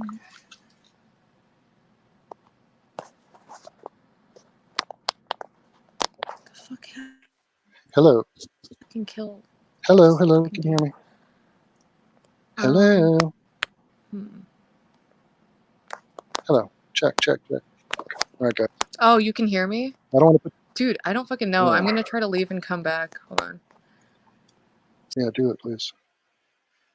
Wow. There's no indication that I have done anything wrong, and I'm putting it all on her. For the record, I don't know where I can take her. Like, where there's so much to unravel. I mean, she is pleasant, but it's just hello. Oh, I can hear you. You're back. Okay, good. I don't know what happened. I think it was on your end. No, but I I'm was not like sure. my friend called me and it just fucked everything up. I don't know. Yeah, that's what it was. Yep. Okay, back to the point. We're talking about rape and stuff. So. Oh yeah. Yeah. So the one guy came. He was the last guy to have raped her, and he did the serious physical harm with the rock to the head. But you realize that does not absolve the other guys who raped her previously. Why do you assert that? Was there DNA evidence of them? No, but here's the point. They didn't come. DNA was not in existence in '89. the only thing we could do was test semen. Yeah. They were not going in sure. and getting all freaky with it. DNA came out years later. Yeah, I know. I just mean like, well, I guess if they, yeah. So basically what you are saying when you say this very adamantly and you're very proud of this, you say, nope, the semen of Mateus Reyes was Mateus Reyes' semen, and there was only one guy who came in this gang rape. And therefore, I'm only going to hold Mateus Reyes accountable for what all these other guys said they did. They all told you, they said, I saw this guy rape them. But then the Mateus guy, he said that it was only him. Like, yes, okay. That's the next point. So is that a false confession that's true? Or he's lying. He's absolutely lying. So They're all lying. But the other ones can't be, I don't know. They're all lying. Hold on. Rebecca. Can I call you Rebecca? Sure, whatever. Okay. I just, it's very weird talking to a completely nameless entity. Yes, they're all lying. Why did you just say that you believed Mateus Reyes, who is a known liar? He is a sociopathic rapist. Links him to it. So yes, no. I agree that he raped her. I'm not saying he's lying about that. Yeah. He definitely raped her, but he was not the only one. I mean, why are you so sure of that, though? Is it purely based on the? Because are you aware? Let me just ask you this: are you aware that the guys in the park that day, and there was a bunch of them, like 30? Yeah. They were attacking joggers. It wasn't just Trisha Miley. They were attacking everyone who was jogging in the park. Yeah. Okay. No, I know it was like a group of kids like acting crazy and doing bad stuff. No. But we're getting specific. We know the kids. We've interviewed all the kids. So we're talking about 5 different joggers, most of them men, and a couple of them were beaten up severely. One, cracked over the head with a pipe. They were throwing rocks at them. They were chasing them. One guy was such a good runner. He was like, "Hey guys, come and get me, you little punks," and he outran them. They couldn't catch him. So this was their MO. They're hiding in the bushes, waiting for joggers. Trisha Miley just happened to be on that path. We knew that was her running route, and she was in the wrong place at the wrong time, and they jumped her. But instead of just beating her up, which they definitely did, she lost 75% of her blood. What they did was they raped her. And it was 5 guys, and I don't even think all 5 did it, by the way. I don't think they're all equally guilty. So that's very nuanced and too advanced for a general conversation, but they're not all equally guilty, is what I'll say. So do you think any of the settlement was warranted, or you think those? No. Are you aware that they were asking for $250 million each? Well, when you do the lawsuit, you aim high. Then. Oh my God, no! I think it might have been 50 million each actually, but it was an outrageous number, and they didn't deserve a single penny. Okay, will you acknowledge this? If these guys did assault people in the park, and by the way, they admitted to that. There's no dispute that they were assaulting and robbing people in the park. You don't even know that. You need to watch my videos on this. I'll watch. I'll watch your videos. But I've done some research into it, and it's just You know what it is? You have an Amy Winehouse vibe. Is that one of your role models? Yeah, she was just like her in every way. Well, I mean, she had a bit of a rough ending, but she was on drugs and she had a similar look. Yeah, no, we've got a lot in common. Did you like her music? I didn't at the time, but then after the fact, I was like, oh, this is pretty good. Okay, will you acknowledge that these guys admit to beating people up in the park? I mean, that's just a fact. You don't have to believe that. It's either you know that or you don't know that. You're saying you don't know that. The face you're making. What I've seen in their interviews, they talk about how they were like doing nothing. There was like a large group of people. Yes. Doing crazy shit. And that they were like kids and infatuated watching it. Yeah. No, but what are kids? They're harming people. There's victims. Have you heard the victims' testimony? There are people who are beaten up in that park. Point a finger at the Central Park 5 and are like, no, there's like 7 or 8 different victims that night. They all reported crimes. They had injuries. A couple of them were really bad, really severe injuries. There was a homeless guy that was robbed and or beaten up. So this is their MO. One guy had a pipe. Yusuf had the pipe. This tall, skinny black kid. And I'm sorry, I said the word black. I'm sorry. It's problematic. So will you acknowledge that if they did do this, if they were involved in the gang rape, and Mateus Reyes, no one is denying Mateus Reyes raped her too. Yeah. So it's not like an either or. They all raped her.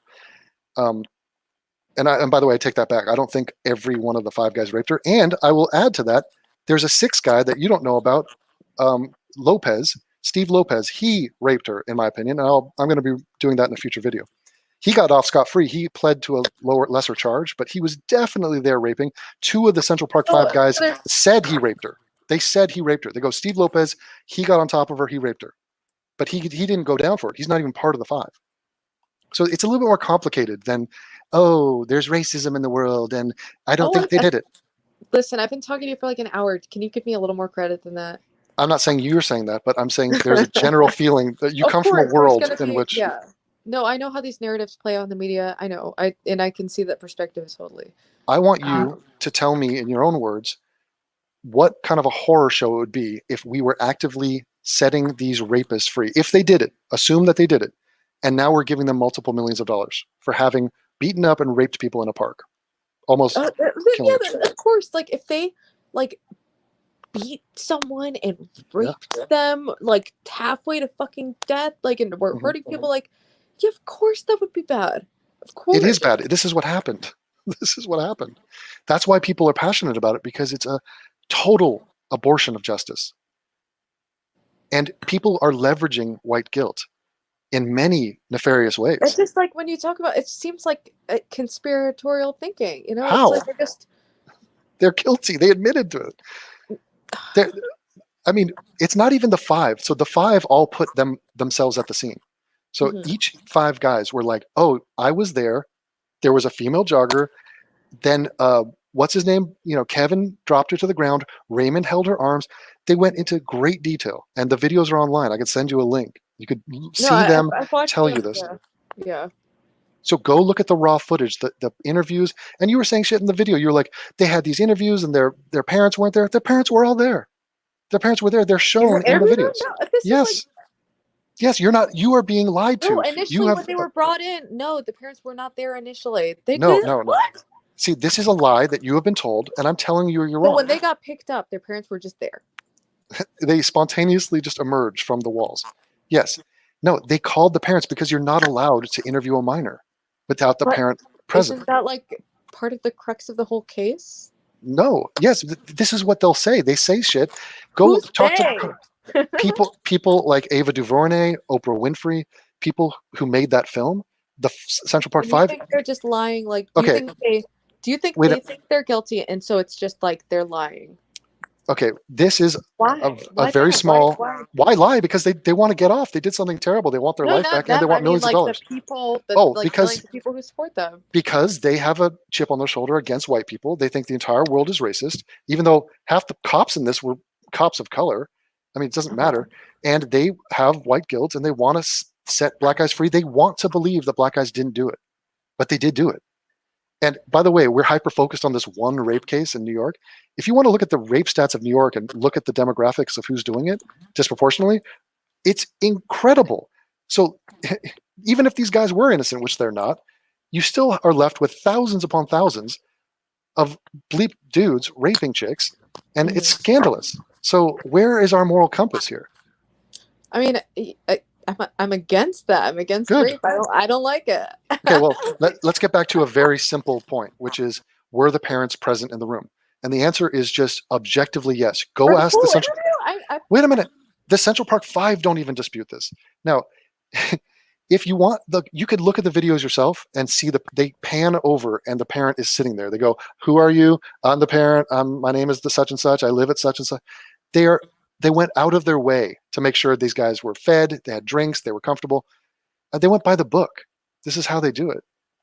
These are not evil monsters. If it's like the way that you say it went down, it would have to be such a big conspiracy for this to like go this far. There was one minor point, which is one of the kids, Yusuf, said he was 16, but he was actually 15. And so because he lied about his age, they started interviewing him. And then his mother came and was like, "My boy is 15. You can't stop the interview." So Yusuf actually did not get interviewed on camera. And he's the one guy. Everyone else got interviewed on camera with the parents present. But Yusuf's mother was like, "Nope, I don't give permission. He's out of here." So, but nothing was done like illegally or wrong. This is a normal, what happened that night. And they all lied. I mean, at first they all lied. They said, oh, I was at a movie. Raymond Santana said, I was at a movie. They're like, no, you weren't. They're like, your alibi doesn't hold up. It's just, where's your ticket? And then he goes, okay, fine. I was in the park hanging out with friends, but they were doing stuff. I wasn't doing stuff. And the lie just, it unfolds slowly and it's very predictable. And they're all just trying to, bullshit and get out of it. Would you say that you're good at detecting a lie? Or do you say that you're gullible? Which side of the spectrum are you on with that? I mean, of course, I'd like to think that I'm, perceptive, but you seemed to just accept the word of Mateus Reyes that he did this rape alone, as if this is some Boy Scout. Physical evidence. No. His cum is his cum. What does that mean? It means that's the only physical evidence tying anyone to the crime scene is him. No, that just means that his cum, he came. That's it. That's all that means. That's a positive. It's a true positive. How do we know that 30 people didn't rape this woman? It's like, why stop at 5? Well, because we've interviewed everyone. There was only certain individuals in the park that day. This group of people. Some of them knew did they interview all yes, 30 dudes. Yes, and those interviews, and you can go look at some of those interviews, and they're very informative. So not just the 5 guys, which is damning evidence, but if you listen to Steve Lopez, he was a complete fucking liar. Steve Lopez. So his interview is almost useless. But everyone else, they're like, yeah, I was there. There's a guy, Clarence Thomas, I believe. And he's like, I saw those guys. I saw the girl. I saw them doing shit over there. I was over here. These guys have no incentive to lie. Some of these other dudes who are like, look, I'm freaked out. I'm trying to get out of trouble here. You can patch together because, look, life is not that simple. Yeah, these people are trying to get out of trouble, and they've done something totally messed up. And it's not just these bleeps, these kid bleeps who are liars. There's a ton of people who lie when they're under cross-examination. They're just totally. Lying is just like a basic. It's like the first thing you learn about. Most people lie when they're arrested. Yeah. Right, and it's flimsy lies, and they all fall apart. And this is why cops and investigators, they're not just going to be like, "Oh, really? You didn't do it? Oh, okay." It's like Jesus. Do you think O.J. Simpson is guilty? Yeah, I do. Why? He says he's not. Fuck you. What? Because there's a lot of physical evidence and overwhelming circumstantial evidence that but couldn't have been a pretty compelling case. Couldn't have been planted. I mean, there was one of those cops said the N-word once. So. I mean, maybe 0.01% chance, sure, but okay, I find it more in any criminal case. Of course, you're never going to know for certain. You go by what's the most plausible explanation based on the facts and evidence you're given. Well, I would suggest and recommend, if just as an experiment for yourself, go look at the video I did on Rodney Reed. I've done a few on Rodney Reed. That's the guy I was joking about his skull. Right. This is a case that Kim Kardashian she thinks this guy's innocent. I'm telling you with as much certainty as I can muster, he definitely is murderer. He's the guy that raped and murdered this woman. Mm-hmm. Now, it's kind of interesting. It's kind of dramatic that people are so polarized, and there's this contrasting viewpoints on this. I want you to go in and, as a thought experiment, look at the video and then give me an informed argument as to why you think he's guilty or innocent. I'm not telling you to believe what I believe. You independently tell me why you believe what you believe. No, I'm not familiar with that case at all. So. And that's what's good about it, is that you haven't heard the talking points. You haven't heard the propaganda. I want you to challenge yourself to be like, wait a minute, how can I back this up? Like, how do I know what I know? When I watch new stuff, I know, how things are framed, and I know it's an oversimplification. I know there's a narrative, and that things are a lot more complicated. Exactly. I can see that. I just. And do you recognize that people, they have biases, but they also have a tribal allegiance to race. So a lot of times coming from the other side, for example, the fact that Kim Kardashian only finds black people to get out of prison. There's not a case where she's like, you know that one white dude who murdered a black woman? I don't think he did it. Let's get him free. I'm sure that would be like bad optics. Yeah. Yes. And what you just described as bad optics is a complete lack of moral accountability and any consistency whatsoever. So it is a silver bullet in their integrity. They are frauds, and they're doing this for other reasons. They actually don't care about the individual cases. The optics, like you say, have to fit a greater story that they like to tell, which is, hey, bleeps don't do stuff. they're innocent, and the real villains of the world are white people. This is a lie. It is a story, and I don't buy it, and I won't stand for it.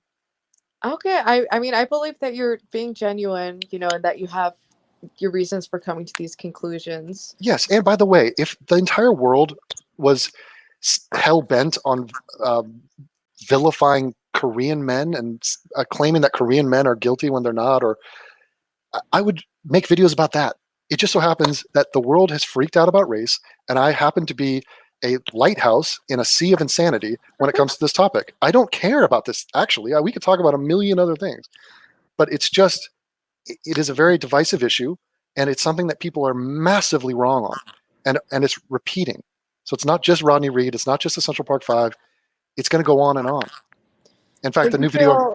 Do you think there's any chance that you're wrong on race, like in what way? Just in any way? Is there any points where you have like doubt, or do you feel like pretty solid in your perspective? No, I mean, it's a very vague question, like wrong on race. Like, what is the question about you know race? what I mean? Well, you're talking about like not like like race in a broad sense, but more in like the issues you address. Like I could tell you, like with race realism, what's most compelling to me, obviously, is if you look like around the world and see patterns repeat themselves. Yeah, exactly. that I would consider that one of the best arguments for race realism. Not enough to like pull me onto that camp, but so for you, I'm asking. Oh yeah. Do you have any? I mean, I do a lot of arguments from my side that you think are compelling. I'm not even sure what your side is, but if I assume it's like the Vosh side, like not even as far as Vosh, because I mean I've heard when Vosh talked about like crime statistics, he thinks his theory is it's like more black people arrested because they're over policed, and it's a factor. It's a factor. It's not the whole thing though. Not even close to the whole thing. Like there's points to be made. That's the thing. There's kernels of truth on the far left side. For example, when you talk about wealth inequality, that's not. I'm not comfortable with the word inequality because not everyone's supposed to have the same wealth. That's a weird like sort of Marxist. Yeah, it's like the differences between generational wealth. It is tied to the history of blacks in the country, which goes back to slavery. So, even though there were plateaus and peaks that they've had after slavery, and even though I'm not saying that their failure, their descent into where they are right now, is the system or structural or institutional, I don't buy that. I think they play a huge part in that. But there's no denying that where they started was disadvantaged, and it was. They had a huge mountain to climb. And so success breeds success. So if you have parents that are just highly functional, it's not going to be shocking when their kids are highly functional. Yeah. So my parents were not drug dealers and violent felons and gangsters, right? So how did I turn out? I turned out as a college graduate, Eagle Scout, who's successful in life. You're the Eagle Scout? I'm an Eagle Scout. So but like my father is a very successful man. My grandfather was incredibly successful. My great-grandfather was a doctor. It's like, so I am the byproduct of that history, and it works in reverse. And we see it's disastrous. You were saying that you were from a kind of a fucked up city at one point, and you saw it all around you. I have like a mixed. My background is mixed because my childhood was idyllic, suburban, until age 10, and then it went to shit. Okay. So I kind of like that's I think why I sympathize with both sides of that coin of how your circumstances influence your outcome, because I think I'm like a good mix of like a little bit functional enough to like to turn my life around, but like a whole lot of dysfunction due to like the chaos and for sure poverty of like my later years. Well, it's I can understand that, and the fact that you're self-aware and sort of have a grip on that and understanding of it is a very encouraging sign, because a lot of people are just lost in the midst of it. But look, I'm not some hardcore conservative dude who's like, bootstraps, man, like everyone, I don't want to hear any excuses. I understand that there are legit causal connections to why people end up in bad situations. I still hold people accountable for crime and like the personal decision for that, but like, look, you introduce me to the parents of any given thug, and I'm going to be like, oh my God, like my criticism is going to spill over onto them and then onto Yeah. their parents and back we go. So it's a whole culture. That's the thing. It's not just one person's fault. It's their parents and it's their parents and it's, you know, the society and it's the school and the friend group and the gangster culture. And, you know, there's a lot of different things coming together here. So I'm sort of sensitive to that. I understand that there are legit points to be made from that perspective. And that's what I think when people say, like, I know people get triggered when you like bring up slavery because it's just like, oh, slavery, you know, but Yeah, it's that I think it says that because, and then it's, you know, and then like Jim Crow, there's other things, but it's because of the cycle of like the parents, then the kids, and it just passed on. So that's what people mean when they say like the legacy of slavery. It's not like because slaves were fucking, you know, they were slaves yesterday, you know, like, yeah, it was a long time ago, but you know, only a couple generations, only a couple, you know. Yeah, I know, but time. First of all, it's way more than a couple generations. But look, it's very tiresome. It ended in 1863. Come on, but blacks have kids every 20 years, easy. But well, maybe more like less than 2 lifetimes. I maybe should rather say. Some old ass people you're talking about, but okay. Well, if they live to be like 80. 150 years. Okay, well, I mean, look, I don't know what point that is, but it's a long time ago, and I'm sick of excuses. Perspective of it's like, you know, it was a long time ago, but it wasn't that long ago. But do you realize that, you know, we don't hear bitching like this from any other group? Immigrants, everyone's been through trials and tribulations. No one wants to hear it. We don't want to dwell on the past. Everyone thinks they're a victim. You hear bitches from every group. The victim narrative is so tiring, though. Like, why can't people whites do the same fucking thing. Like the whole alt-right is based on like white victimhood. There is some white victimhood going on right now. It's a growing trend. But yes, I'm not going to play their game either, though. There's no excuses for anyone. That's what's called having one standard for everyone. And I would challenge you to, I mean, do you think you have one standard when it comes to anyone that you would give the same opinion, regardless of the optics, regardless of the races involved?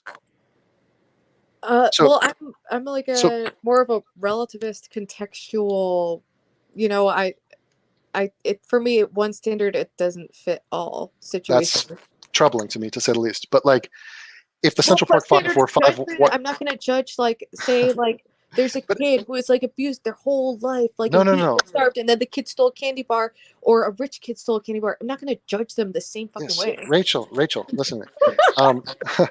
I'm saying, like, if all things are the same and the only difference is race. Oh, I'm suggesting that you would be universally different about the topic. So if the Central Park 5 were 5 white guys raping a black woman, there's no chance in hell you'd be going to bat for these 5 white guys. None. You would avoid the topic. Well, because I would be less inclined to think that scenario would happen in the first place, you know. I mean, it's just very, very telling what people choose to speak out about. So they have their little pet projects, their little virtue signals, like, ooh, that was a racist thing, and a black was innocent in that case. And then, oh, really? What about the 1,000 other cases where blacks were guilty? You're not talking about those? No, it doesn't interest me. Anyway, gotta go back to my cat video. Bye. No, I agree that happens, and there's like a huge issue on the left, and you know, with people are afraid to talk about stuff that it is a thing, you know. But you have been way deeper in the rabbit hole of race realism than I have. I've talked to Jared Taylor. I had a public conversation with him. You can go watch that as well. Oh, maybe that's why I thought you were racist too, was the Jared Taylor thing. Holy shit. Wait a minute.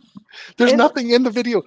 Go timestamp anything that's remotely racist. I'm just explaining but wait a minute. Reasoning based on a few inputs. You come from a world where Jared Taylor is conceived of as the emperor of racism. Meanwhile, the guy is guess what? I know he's really fucking likable, okay? He's a Yale-educated Japanese dude. Yeah. I know he grew up in Japan. I've listened to every one of his interviews. Okay, so you know that this guy is Mr. Rogers with a backbone. I know. Okay? He's a square. He's a nice gentleman. Dream come true for the white nationalist movement. You know, he's really good. Well, look, I'm not going to say the same about Richard Spencer. That dude is problematic. But he's not even 1% as like clever or tactful as, you know, exactly. Jared Taylor. I know, but many people in your camp would just lump Richard Spencer with Jared Taylor and just be like, yeah, they're all Nazis, fuck them. But there's a huge chasm between those two men. No, I know. One's gay, one's straight. Like, you think? Well, I know the big difference to me is like Jared Taylor doesn't do the whole JQ thing, Right. He's and not on board with that. And also which he's is not, abnormal. And the people who want like white ethno state, usually it goes hand in hand, you know. yeah, he's not as inflammatory either. But you've mentioned white nationalism. What is your idea of what do you mean by that? I mean, the whole like whites need a homeland, specifically in regards to like America. They're like, you know, generally, I mean, it greatly varies on what kind of like ethno state. Is it like they want 80% white, or do Right. they want it all white? Like, there's a Okay, lot of variation, but I'm talking about the general ideology of like we want a majority white country, if not all white. Okay, so that's an interesting take. I'd like to discuss it. Do you know how many people are watching us right now? No. I almost don't want to tell you. What is it like? I did my stream. I think I got up to like 20 viewers earlier. 20 viewers. Yeah, that was me and all my friends. Well, we got 644. That's a lot of people. Well, hey, how's chat doing? I don't see chat at all. So I mean, I'm not even looking at them because I'm engaged with you. But okay, let's talk. Hi, chat. What is up? What up? Oh, yeah, I could put some stuff on. Are you? If I don't know, can you see the chat? Is it possible? I was able, when I got disconnected, I looked at it. I could try to click it. Let's see. Well, forget the chat. The chat's. Yeah, I guess they're probably. It's cancer.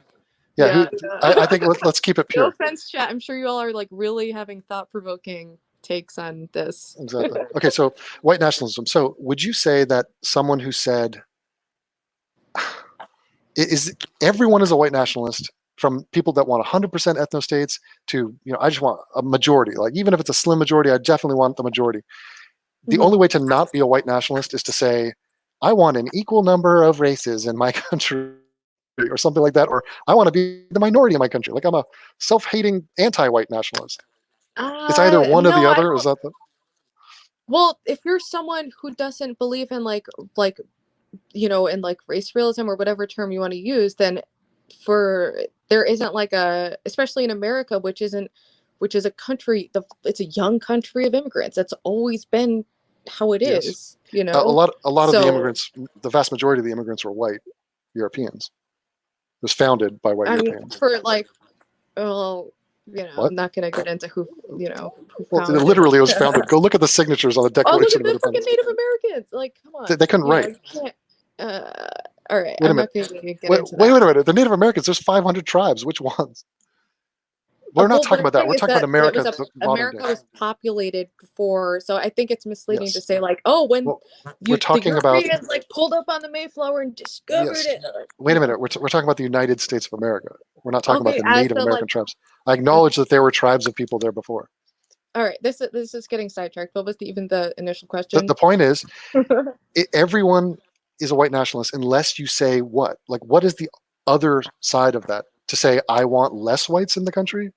No, to say that I don't care. I don't see color. Characteristics. It's like if I was like, oh, I want more blonde people. I want more people with curlier. I want more people with like left-handed people. Right. Yeah. So if you think that the proper answer to what percentage of whites do you want in your country is I don't care. Well, because when you do that, it's obviously we're not in like a thing where it's like, oh, if you snapped your fingers and had like a 50% demographic change of people from different cultures coming in, like with no adjustment, no assimilation. Yeah, of course, there would be a fucking like it would be an issue. It has to be done in like a reasonable way. So these are good considerations over, like, to make. Long term, if people are properly assimilated, like they happen in America many times before, I don't see. So this is not. It's not a video game, and you can't just snap your fingers and have equally functional people who are non-criminals and who are successful just be of varying races. You can't just play with the numbers like that. So like you're saying, sometimes immigrants come with other issues, like, oh, these Muslims are coming, and it's really not the fact that they're brownish that is problematic for me. It's their behavior, or it's their beliefs, it's their customs, it's their culture, it's their attitude towards women, something like that. So it's not strictly a racial statement when it comes to that. Well, yeah, I mean, but the whole Muslim race thing is they're a little linked. See, but you think that it is. I would say it's really not. Come on, we find patterns in things. Come on. Yes. Well, I mean, I've lived in Germany for like 8 years. You know a lot of like German Muslims. Many. There's like 4 to 5% of the country is Turkish, right? So they have a huge influx. And then Angela Merkel brought in millions of Muslims over the past 5 years. And some of those people were violating. They were sexually assaulting people, raping people, killing people. Young. No, that bad things do happen when No. But don't people. just. No, I'm Okay. not saying like bad Yeah. shit happens. Okay. The fuck ever. Shit happens, right? No, I'm saying like bad things happen when immigration isn't handled in a good way. Okay, so there's too many people who aren't assimilated at once. Yeah, I would that's say fucking issues. There's going to be cultural clashes. But then I don't see the answer as being like, let's close off the borders. To me, Okay. it seems like let's focus on like making this process go smoothly and try to like do what's best for all parties involved. I would say that I am aware that there's many great, amazing people in the world, totally functional, valuable, that of all races, that it would be incredible to have as a neighbor, to have as a fellow citizen. I've lived it. Well, here in Rio, but in Melbourne, tons of Asians down there, Indians, whatever. I've lived it in Germany, but in Toronto, I'm going over to Toronto soon. Even in LA, like you have diversity can work. It's just, it doesn't always work. And we will notice the pattern when it comes to anger, animus towards us, when it comes to crime rates. Like there's a reason why I don't live in a black neighborhood right now and never would. And it's not personal. It's just, that's the facts. There's like a solid reason not to do that. So like, don't go to New Orleans. I would never recommend it for anyone. It's because of the crime rate, not because of the people there. There's a ton of great people there of all races, but these are truths that we cannot avoid. We cannot just be polite and just pretend like these things aren't actually real. But see, the thing that we're disagreeing on is it's like, yeah, there are these statistical realities, like acknowledge, that those exist, but what we disagree on is what's causing them and how to fix them. Okay, so let me get back to a basic question. First of all, it's not my job to fix it. My job is to survive and thrive in the best way possible. So I adapt to what is true in the world. I'm not saying you need to fix it, but I mean, well, you just said, how do we fix it? What do you think is like, I mean, it's something you talk about a lot on your channel. So it's like, what is your goal? And like, yes, I think talking about it, engaging, processing these things and coming up with solutions is fun and can be productive. But like the immediate answer is, how do you fix the Titanic? You don't. You jump on a lifeboat and get the hell out. So the answer is white flight.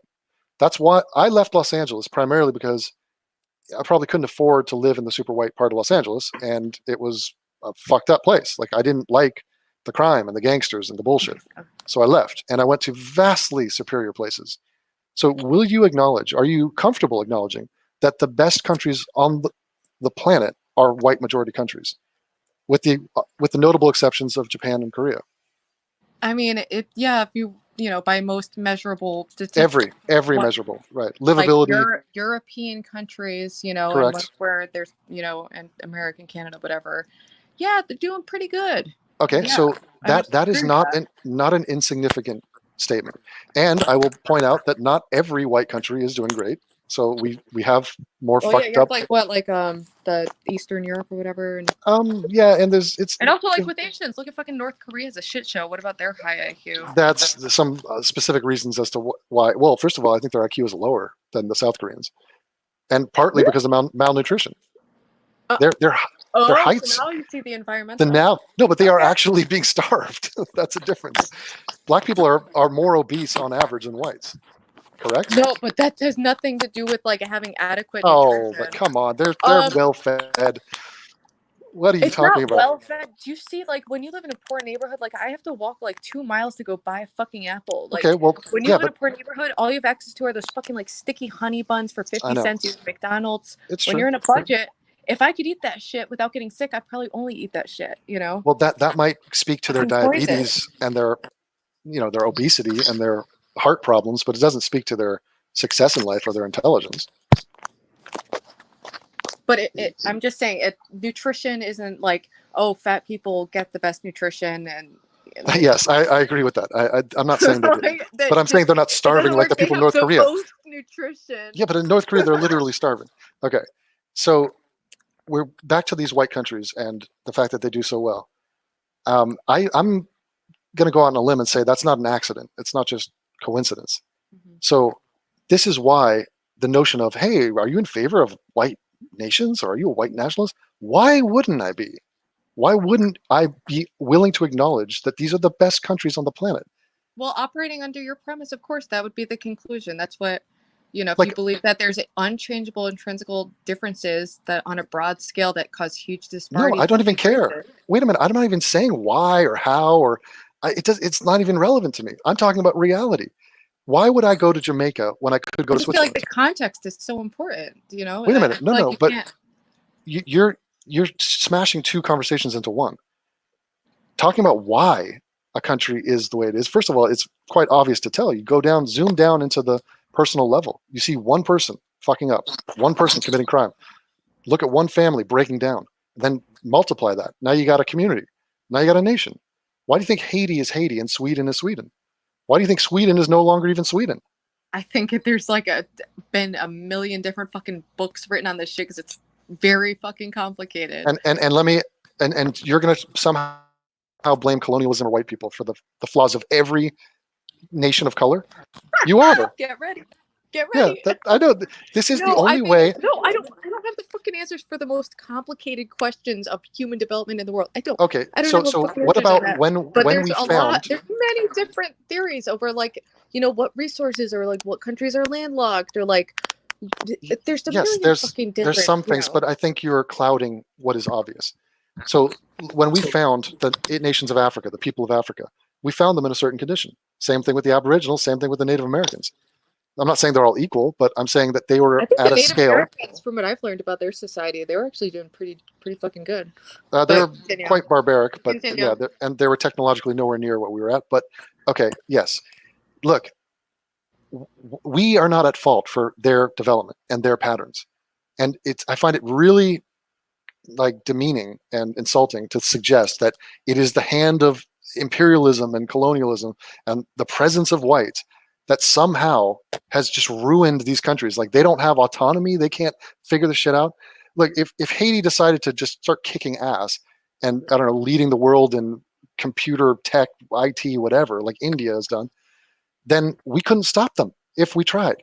This is what Japan did. Why do you think Japan and Germany were destroyed in World War II, totally devastated, and then rose back? Part of it was investment, but it wasn't just that. It was the people there and their will to survive and their intelligence and their ability to get shit done. They have a track record of it. And on the flip side, there's a long track record of failure, corruption, disarray. It's an embarrassing history. When you go to Africa, when you look at Africa, and I am from Africa, my family's from South Africa. Are you you're from Africa? Yeah, my dad was born in South Africa. My grandfather's South African. My middle name is in Zulu. Okay, that a lot of people don't tend to realize that. So I'm not saying it's here or there. I'm not sitting here trying to flex on these people and like, oh yeah, man, Germany's better than Zimbabwe. It just is. And to like shuffle our feet and be like, oh, I'm gonna pretend it's not true. No, I mean, I will agree with you. The material conditions are obviously better. If I had to choose a place to live, no, yeah, of course. Like, but the thing about me, like having these conversations, I just don't feel like you can remove it from the context. I feel like that's. But what context? What context is? You're Context always going to blame. It's really fucking complicated, But, okay, but at the same time, a lot of these countries are experiencing like rapid growth and are changing. You see so many like things change throughout fucking history that it's okay, like, but why is this the end of history? This is it. This status quo is the natural order. Like, I agree. There's a lot of moving parts. It is very complex. It is fluid. It's not like a simple answer, but I don't want to over confuse this thing and lose track of the main point, which is like, go look at the top 25 countries in the world and look at the demographics of those countries. And it's Canada, it's Australia, it's Germany, it's Austria. I mean, I've been to all those places. I've seen it firsthand. mm-hmm. And it's stunning. And I'll tell you this, and it's a little bit embarrassing to admit it, but the first time I went to Germany, I got out, and I'm from Los Angeles, so I'm from a kind of a fucked up place. Like my little suburb where I grew up was great, but then the second I left that, it was like, oh God, I'm in Gotham City. And when I went to Germany, the first thing I thought when I walked around and saw the people and saw how it all worked, I thought, holy shit, this is what I would have expected from a place filled with white people. Like this is what they were capable of creating if they didn't have to deal with all this other bullshit dragging us down. And I'm saying that Stephen Molyneux had the very similar video. That was like about Stephen Poland. Molyneux's point of he was like, Yeah. they didn't complain about racism there. Like that was him, Exactly. like, yeah. It is totally refreshing, and people, I recommend you travel. And I'm not saying it's necessarily the case. There's tons of Black people. There's communities of Black people, large swaths of Black people who are completely functional and successful. And if they had a town all by themselves, like whether it be Black Wall Street or just a high class part of Atlanta or New Orleans or whatever it is, college educated. I mean, I went to school with a ton of Blacks. I'm not talking about those people. I'm talking about the other people who stain our culture. They stain everything. They ruin it. They ruin cities. Full cities are ruined. Not to mention countries. But isn't that more of a reason to try to intervene? Because if you look at we have community, like if you said you like Coleman Hughes, he's talked a lot about how there's been incredible progress in the Black community. So has been, yes, in certain aspects. So in other aspects, not. Why does that end here? It's like I don't say it should end. I say that. But it kind of seems like you think that there is like a ceiling effect of like how far certain races can go when you look at averages. Well, no, they've gotten worse. So they definitely are capable of doing way better. After the drug war, which I wouldn't put it on that. I put it on the criminal nature, the gang culture, the total lack of parenting. I mean, you could put 90% of it on parenting. But like the Black family structure was like on par with white families, Yes. in the 50s, 60s, 70s, and then it was in the 80s. And let me guess, it was our fault. So the war on drugs, we made drugs illegal. Drugs were always illegal. I think it was a huge step back. Look, there are problems with drugs. There are communities and families destroyed with drugs, and that's Black, white, and everyone. I feel like that's had like a huge lasting impact. Yes, Native Americans too. They are ravaged by drugs and alcohol. Yeah. And whose fault is it? At some point, someone has to step up and be like, I'm not going to take the easy way out and say, oh, it was the Treaty of 1732 that has led me to becoming an alcoholic and raping people. It's absurd. Like, no one has time for this. We're all on the clock. We have finite lives. We can't sit here and make excuses our whole lives. We got to push forward, and we know it's possible. That's the thing. All right. What does pushing forward look like to you? Well, on a personal level, first of all, this is not my quest to solve everyone's problem on the earth. So I am going to pick. But the other things, like the way your videos are, like you're talking very like, fairly reasonable to me, but it's like the way your videos are, I don't see them as something adding to the advancement of Black people. Advancement of Black people? What am I? I'm the NAACP all of a sudden? No, but I mean, if you do are doing it with the purpose of like highlighting the truth, and if you're the truth is that it is a ghastly clown show, a freak show that many people in the Black community are celebrating Black murderers and rapists. I think that is atrocious, and they're going to get called out on it because I respect them.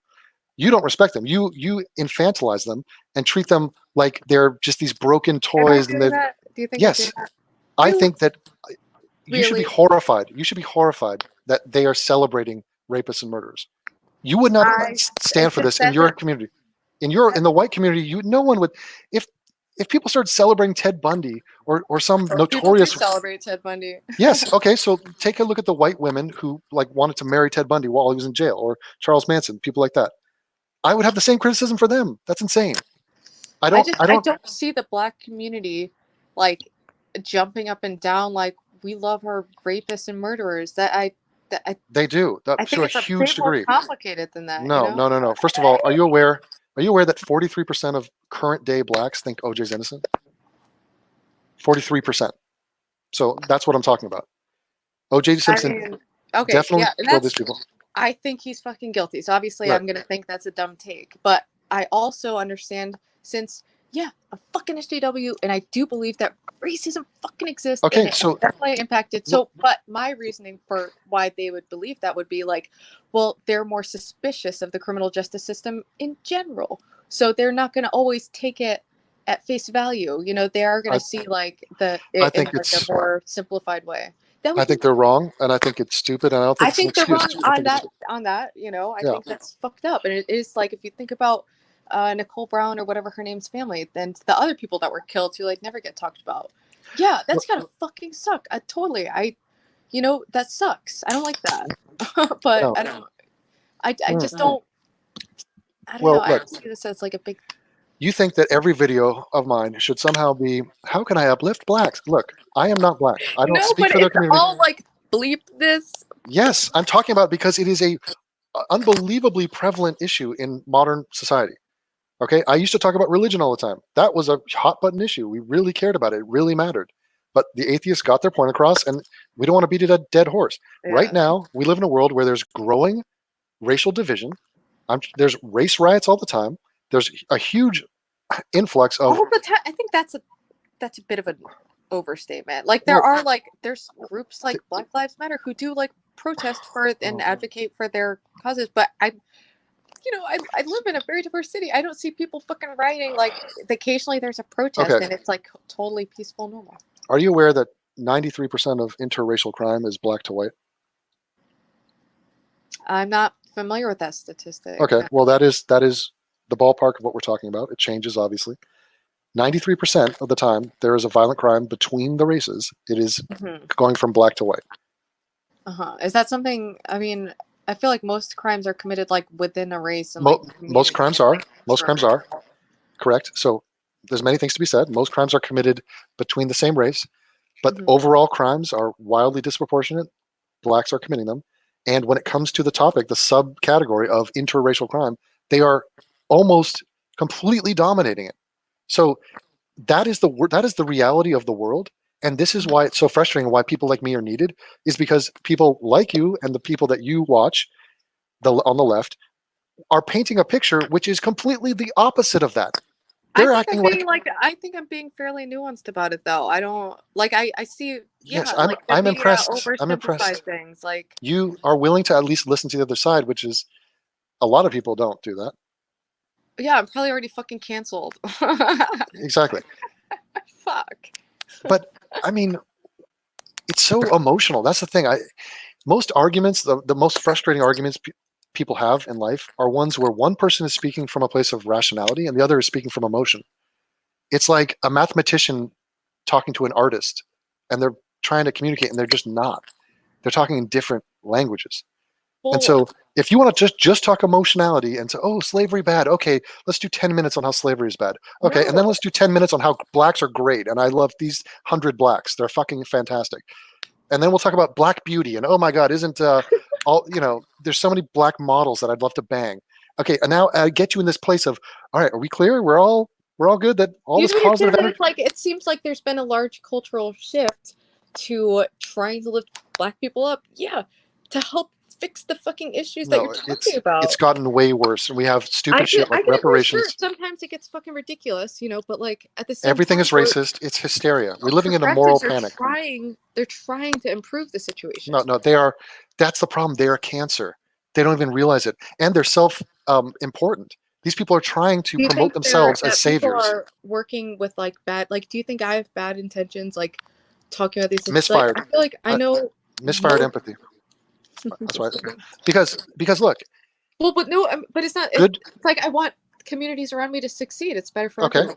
That's good. It's good-willed people. It's also selfish. Like it's empathy for myself because I want everyone to do well. And first of all, I would suggest you leave. We will me and some of my white friends are going to send a helicopter to you and lift you out of that area that you're in and take you away from all of that nonsense. Now, yes, we all want things to be better, but this is a massive project. It takes time, and it's up to them. Like you're an addict or previous addict. You know that addicts will never change unless they want to change. But it's a combination of things because when you're in it, like addiction and free will, when you're in an addictive mindset is very complicated. So I don't know. Well, here's one thing that is never going to solve anything is pinning the problems in the black community on the white community. It is not our fault. We have nothing to do with this. We just want to get along. We're like Rodney King. I know it can seem like that's what's happening. And a lot of people on the left, they are not very pragmatic or tactful. They're not. They just have the boogeyman. The goal isn't like, oh, we hate white people. We want you, Devon. We want you to feel so fucking guilty for being a white man. That's not. I have nothing to do, and Glenn Lowry and mchorter would say this too. Same with Coleman Hughes. I have nothing to do with blacks getting married. at the rate that they do. Nothing. I want them to be successful and happy and positive. Why But wouldn't it's not I? an individual thing. It's like we haven't addressed like the widespread systematic like inequality that yes. What systematic? There's no Well, systematic. because we were on an even playing field to start with. What? You know? What So start? No, we're not alive 200 years ago. We're not vampires. No, but It's I'm not a saying, race. you It's not even an even said playing that field. it's passed down generation to generation. No, like your no one. situation is directly affected by your history. So let me break this off to you.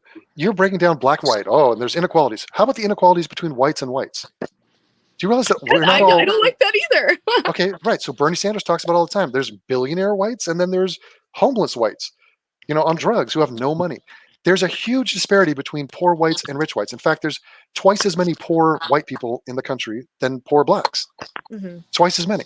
So, well, yeah, I mean, statistically, we are obviously. Yes, but no one talks about that, and it's completely vaporized as an issue because it's like, well, yeah, they're white though, so they don't have an excuse. You talk about like the white working class. That's like a huge fucking. Yeah, but they don't make the same excuses. They don't say, well, remember 200 years ago, and hey, poor white guy, your father was poor. He worked in a mine, and your dad and his dad was they poor. have different obstacles. No, you know what it is?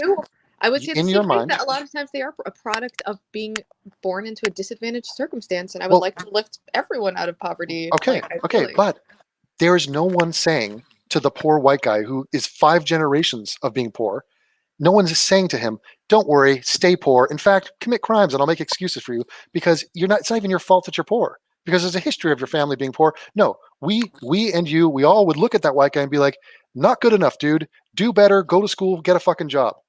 Well, that's not, I mean, I'm a progressive. I don't approach the situation like that. I'm like, oh, what can we do to improve the standards that are, it's more conducive to like people flourishing? Okay, so why is it that people in your camp do asinine things like racially divide an issue like climate change?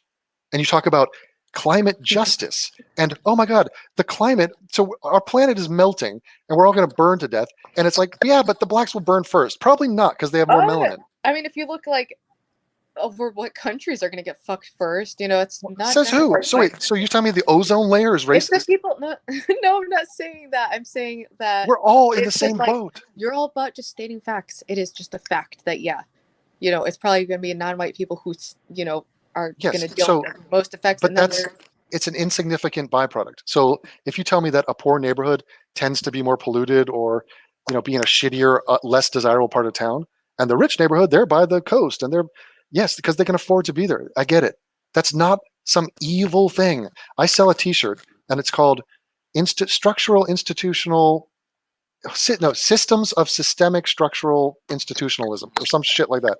These are all words that you can put in a. But the words have meaning. No, there's no meaning to it whatsoever. Yes, there is. None. Yes. All of those words, I'm telling you, you've been taught a lie, and you need to deprogram yourself. These words don't mean anything. I deprogrammed myself from thinking like you. What are you thinking like me? What do I think like? I'm correct. Think that, like you think that it's like the black community is just like this personal choice of like, yeah, let's fuck up our fucking lives, What? Who said that? What? No, what do you think is going on? What do you think is going on? Wait. Am I supposed to judge people on the content of their character or not? I'm not sure. Okay, should I do actions speak louder than words? What am I supposed to judge someone on other than their actions? So I'm looking at them. I'm looking at the choices they make. Context of their actions, like no, I don't. It's not an excuse. I hold them accountable. I hold everyone accountable, and people will look at me and be like, "God, why aren't you putting on your baby? Why aren't you like treating them like babies and go easy on them? They can't take it, Devon. They can't handle it." Do you want me to badmouth white people? Let's go over white rapists. Dylan Roof. Do you want me to? I could badmouth Dylan Roof for 10 minutes. Would that cleanse the palate? No, because the same thing applies. There's no difference in the logic when you bring in black people. But there's different circumstances bring about different situations that influence people's actions. We're literally that's an excuse. You just gave them a pass on a dirt ball who learn behavior from our families and our surroundings. Okay, so let me ask you. Extremely malleable. Let's go into a little hyper specific. If a guy joins a gang and starts committing criminal activity in that gang. Do you blame him, or do you say, no, he had no choice, it was the gang culture and it was for self-defense? No person who's born into like a good situation is like, you know what, I'm gonna go fucking throw my life away and join a gang and probably get murdered. That's almost So then exclusively happens in like very poor neighborhoods. so let me So you for tell me, me yeah, it's a product of a circumstance, and of course, I don't know how much personal responsibility people have. Like obviously, there's some degree, but I do believe that the context is very important when judging these situations. bottom line, are white people responsible for black gangs? That's I don't Oh no, it's not a trick question. framing of that. Rachel, Rebecca, Jessica, listen to me. There's a very simple answer to that, and the answer is no, of course not. What an absurd notion. You're misunderstanding like what people mean No, when they talk you about like, bury yourself in faux nuance. This is fake nuance, which is only has one objective in mind, which is to cloud the issue so you don't have to call people out and hold people accountable. What do you hold the black community accountable for? Name one thing. what do you mean? What feature of the modern day black community is I'm their not responsibility? saying that like, oh, there should be no consequences because like there was slavery. I'm saying that when Okay, so name one thing. in analyzing these consequences, it's important to look at context and how in a broader context we can improve conditions so that we don't have these fucking situations. Here's another fun point, which I like. So like, yeah, say with Alice Marie Johnson, which started this whole fucking shit. Yeah. She fucked up. She was in a bad situation that obviously didn't do the best thing in it. Yeah, she became a big drug dealer. That's bad. And she I think takes ownership over that. She said that have some responsibility. a, And I a think, ton. I'm not saying that she's just like this, like, fucking. Everybody has a sob story. I mean, by this logic, but some anyone can get away with stories are anything. Way sobbier than Yes, others. but it doesn't count for anything. When you're hurting other people and you're victimizing others, your sob story is worth fuck all. It doesn't help anything. And it's not a solution either. Well, for us in to order give to address it so these issues stop happening, then you absolutely need to look at why they happen. No, for these issues to stop happening, we have to hold people accountable for committing the thing that is the issue. So you think that's working like mass incarceration? You think that's like really lifting up the black community? Well, the mass incarceration, the problem is mass criminality. It's not incarceration. It's a criminality. No, but I'm saying that's the living quality of the black family has gotten worse after the war on drugs. Factually. Stop. This is code for you to say black people committing crimes and going to prison is the fault of white people because we decided to have a rule that you can't do drugs. It's about how you deal with it. Like I said myself, when I was doing drugs, if I got fucking locked up in jail, surrounded by other criminals, like I would have came out a lot more fucked up. Yes. But I noticed that you instantly I got fucking slap on the wrist. I literally assaulted an officer. I fucking kicked them. I attacked them like a fucking maniac. You instantly. We were talking about mass incarceration and criminality, and you instantly pivoted to talking about the war on drugs and drug use, and that's not the issue. It's that you can't. A minor part of our prison is filled with non-violent drug offenders. The vast majority are violent offenders. So you just gave a total pass to assault, robbery, grand theft. I mean, the vast majority are violent offenders. Yes, 40%. People in prison, 40%. 40%. That's not the majority of. Yes, 20% property crime, 20% non-violent in nature. And then violent crime is a huge thing. So rape, assault, murder. Well, I mean, whatever, semantics. No, it's not semantics. The fact that you avoid that. Technically, that's not the majority. You're sitting there. You were instantly desperate to pivot and go, it was our policy of having war on drugs and not rehabilitating drug addicts. No, that is a minor part. A minor part of it. Like, if we look at it, did addressing the situation that way improve the conditions and the situation? So at no point will you say, one way to stop mass criminality is for these people to get their shit together, and they have to do it. And we've work like that. It hasn't worked, right?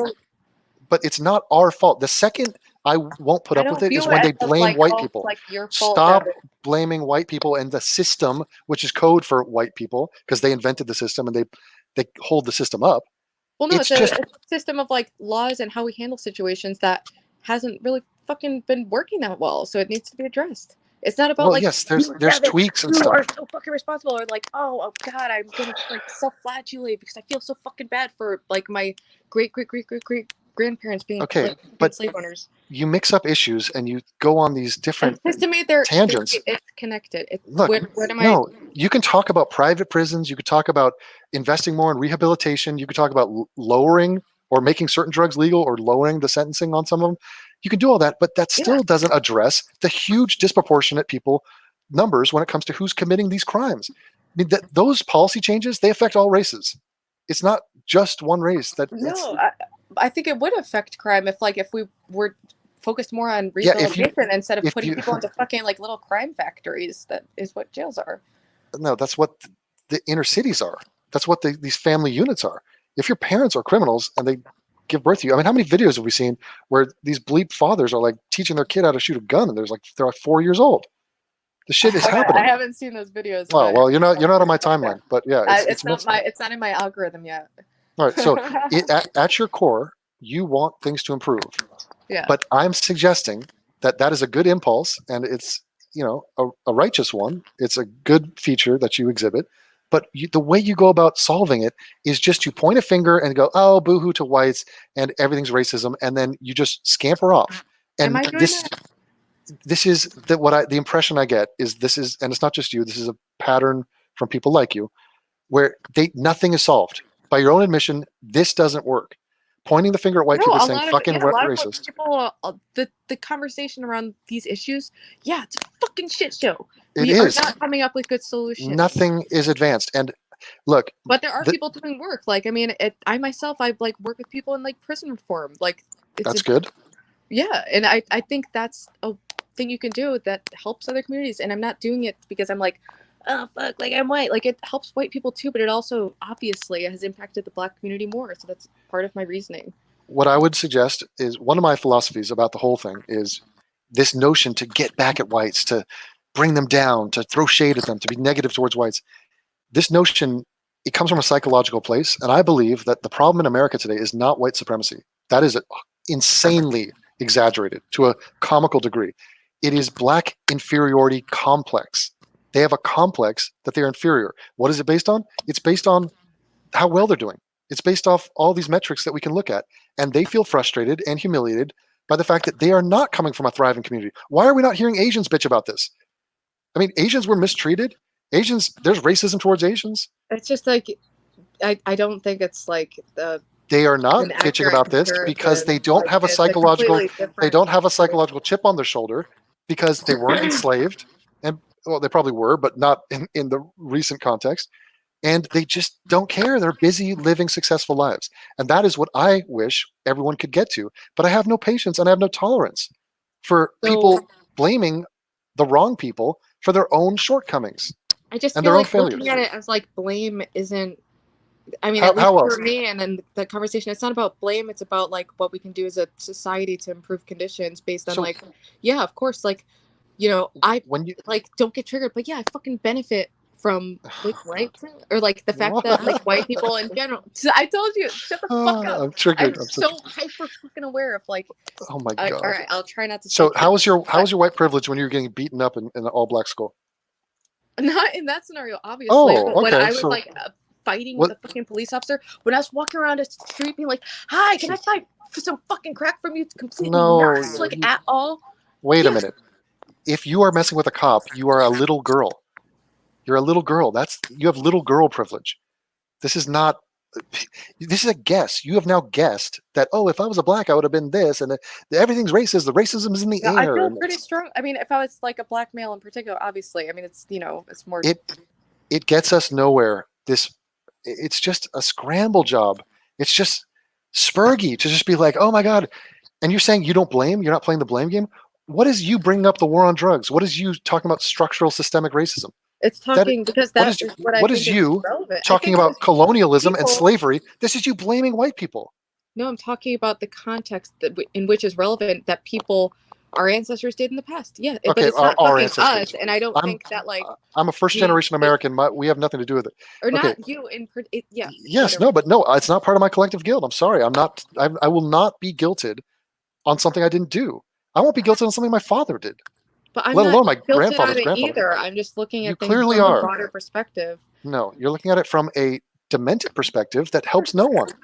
Now, Really? okay, So I still don't understand how your perspective is like so helpful. Like, no, I'm not saying it is. Uh, Well, wait a minute. I am saying it is. I take that back. My perspective is an honest take about the situation. So I'm assessing the problem accurately, and I'm not blaming the wrong things. So if you go to a doctor and you say my knee hurts, and he's like, "Oh, okay, well let me rub your neck," it's like, dude, you're not being realistic about the situation. Please refrain from rubbing my neck. So look, please blame black people for something. Can you blame a black person for anything? Is there anything like I that they're told you, accountable yes, for? No. I was bullied by black students, and it was like Oh, it was but traumatic. Yeah, like okay. that didn't So wait, happen to me. it's not because of the history of the generational wealth or the slavery or the Well, but I oppression think or the all these whites. things are connected. But of course, it doesn't Oh, absolve them of all personal responsibility. But that context, good Lord. to me, the context matters. What? Human Okay, context matters. Rebecca, It's listen. relevant. Do unto others as you have them do to you. Do you notice that says nothing in the golden rule says do unto white people as white people do unto black people? It's not racialized at all. It's show respect. Don't beat up the white girl. Don't rob me. Don't rape me. Don't kill me. Don't be a moron. Don't rob the store. Why can't we expect this from our fellow man? No, Because I'm I can saying tell you the people in Switzerland expect it, the people in Germany expect it, the people in Australia expect it. Why are we supposed to give a pass and pretend like this is an atrocious behavior? This community is an embarrassment to our country. oh my gosh. And that How is many people true. are watching this conversation right now? 700 people. Oh my god. Okay. You don't think Well, it is? I 13, just felt like you're not 3%, absorbing 3%. my point or perspective Okay. because when I explain why I think things are the way they are, you call it pivoting. So I don't know what else. It's excuse making, and you're blaming white people. You cannot end any thought about this topic without putting the responsibility of this atrocious behavior and failure. It's not just When we're crime. talking about like broad Economic failure from this community, you put on white people to a ridiculous degree, and we have nothing to do with this. No, We're I not don't going to think sit there's like a horde of white people being like, like how can we fuck over the black people today? I exactly. think like there's a long contextual history that impacts humans so much. Okay, so Coleman Hughes is going to make whatever money Coleman Hughes is going to make, and it's going to be significant. He is at an Ivy League school. I have not tried to stop him, to thwart him. I am a fan of his. What am I supposed to? By the way, if a black in America does do well and succeeds, do I get credit? Do white people get credit for that? Is that part of the system, the white system? I feel like you really just don't understand my perspective on it. It's like it's not about like credit and blame. It's about just talking objectively about the circumstances that led to the situation that we're in today. And you don't. Okay, so point blank, like, I'm trying to ferret out. Obviously, there's no racial component to that, but it doesn't mean like I am like to blame or to credit for Coleman Hughes' success. Like, wait a minute. Some blacks are born into lucky circumstances, or you are weaving all of your excuses and pivoting. You're weaving a tapestry of excuses. This is you avoiding holding people accountable. But I know because I've had this conversation with many people with your perspective, and I know that's how it seems to you. But I'm telling you, this is what I genuinely believe based on the information that I've gathered from looking into this for a fucking time. Could you answer me this? I want to flip it over, and I want to talk about success. I want to talk about a young black person growing up in poverty. They get grants, they get scholarships, they go to school, they are hardworking, they get a job, they buy a home, they get married, they have children, they're successful human beings. Mm-hmm. Do they get credit for that? Like I said, it's not about like, oh, wait a minute, get no credit or any credit. Like to some degree, yes, but also to some degree, they're a product of. But see, this is a non-answer. That is a deepity. You've said nothing. Because it's not going to be an easy, like you can't. Wait, with the most complicated, nuanced social issues that have ever existed, you cannot just give yes, no. But this is a non-point. For me to say, obviously, there are other factors and there's influences and there's things that have led to success in some part. But the lion's share, the main point is a person born into poverty who rises up, starts a business, is successful in life. They get the credit for that. I can guarantee you a black person who succeeds in life does not give credit to white people for that. But if a black person fails in life, guess who's taking the blame? And you don't call it blame, but it is blame. You are not holding them accountable for their failure. I mean, do you really think that people are just born these like rational free agents who are like just not? Yes, I think that they can influence I their just don't reality. Yes, see I think they any can do things. data or like There's no observation data of that human people behavior can that like change their life. supports that viewpoint of human behavior. But that's I the don't. mentality of a complete loser. How could you think that? So you have no control over what you do in life. No, Like the choices you make are not it's choices. it's The nuance, reasons, cause, effects. These are Nothing is the most. nothing. Everything is These nothing. are the biggest fucking issues in humanity. Like it is Okay. fucking nuanced. Oh fuck. Okay, so So do you realize that everyone can hide behind the shield of nuance? It's fake nuance. It's faux. It's faux nuance. It's not I don't real. even know how to respond to that because it's It's like pseudo-intellectual. I mean, you follow pseudo-intellectuals. They say a lot of bullshit. And it doesn't amount to anything. It's not actually a thought worth contemplating. wait, I who mean, are you referring to? Like Vosh. it's always fun. It's always I don't know who else you watch. every yeah. Okay. Like anyone can I do told this. you I Anyone don't could completely agree with Fosh's add point. complexity and run away and just drop a smoke grenade and be like, bye, complexity, nuance, see ya. No, that's not what I'm doing. I've been in this conversation for 2 hours, not dropping a bomb and leaving. Like I know, but that's what you continually go to that thing. because to me it's inextricably linked. And no, it doesn't mean that there's no like that no one's responsible for any of their behavior. But like for me, for example, I don't know why I was able to stop being an addict and why many people aren't, but I don't think I'm this special person who just magically has more like free will and agency. I think that I happen to have fairly lucky circumstances that led me to be able to do that. So that's a good topic. Let's move it off of race and talk about you and who is Dear God, responsible. I don't think I'm like qualified to like discuss race in front of 700 people anyway. I know, but here's the issue. It's a good conversation. I appreciate you being here, and you're a trooper. And I'm not just talking to you. I'm talking to refine my own I know, and I'm theory. not just talking to you. You know, Yeah, I'm talking to 700 people too. So I mean, what in How's terms of everyone your in chat doing? Is it how? What's the vibe? I'm sure you're the new hot commodity. Do you want to tell them? Give me what's your link? What's your YouTube channel? It's based femoid. Give me do you have a link? Paste the link in the private chat. I feel like most of the people here are probably not going to be fans of They mine. love you. They're crushing on you hardcore. Based femoid. All right, I'm gonna send a link. I'm putting it in the chat. You already turned me into star last night. Oh my God, you have over. She has 100 subs. Go give her a sub for God's sake. She's gonna make some new content. She's got some interesting ideas. Yeah, I'm gonna do a clapback video at Devon. No, it is a fun thing. After this, where I'm just gonna be like, fuck him. Like, it is interesting and fun to engage because I know we come from different worlds and we have different ideas on these things, but I think there's a lot of agreement mixed in to the sort of talking past each other. But let's talk about you and who gets credit and blame for your addiction. So I would guess that you don't entirely blame yourself for the addiction, for falling into addiction. I would assume that there were conditions. Yeah. What? Born into it, baby. Okay, so parents, perhaps a little genetics, accessibility, friend group. I don't know. Maybe a little bit of that.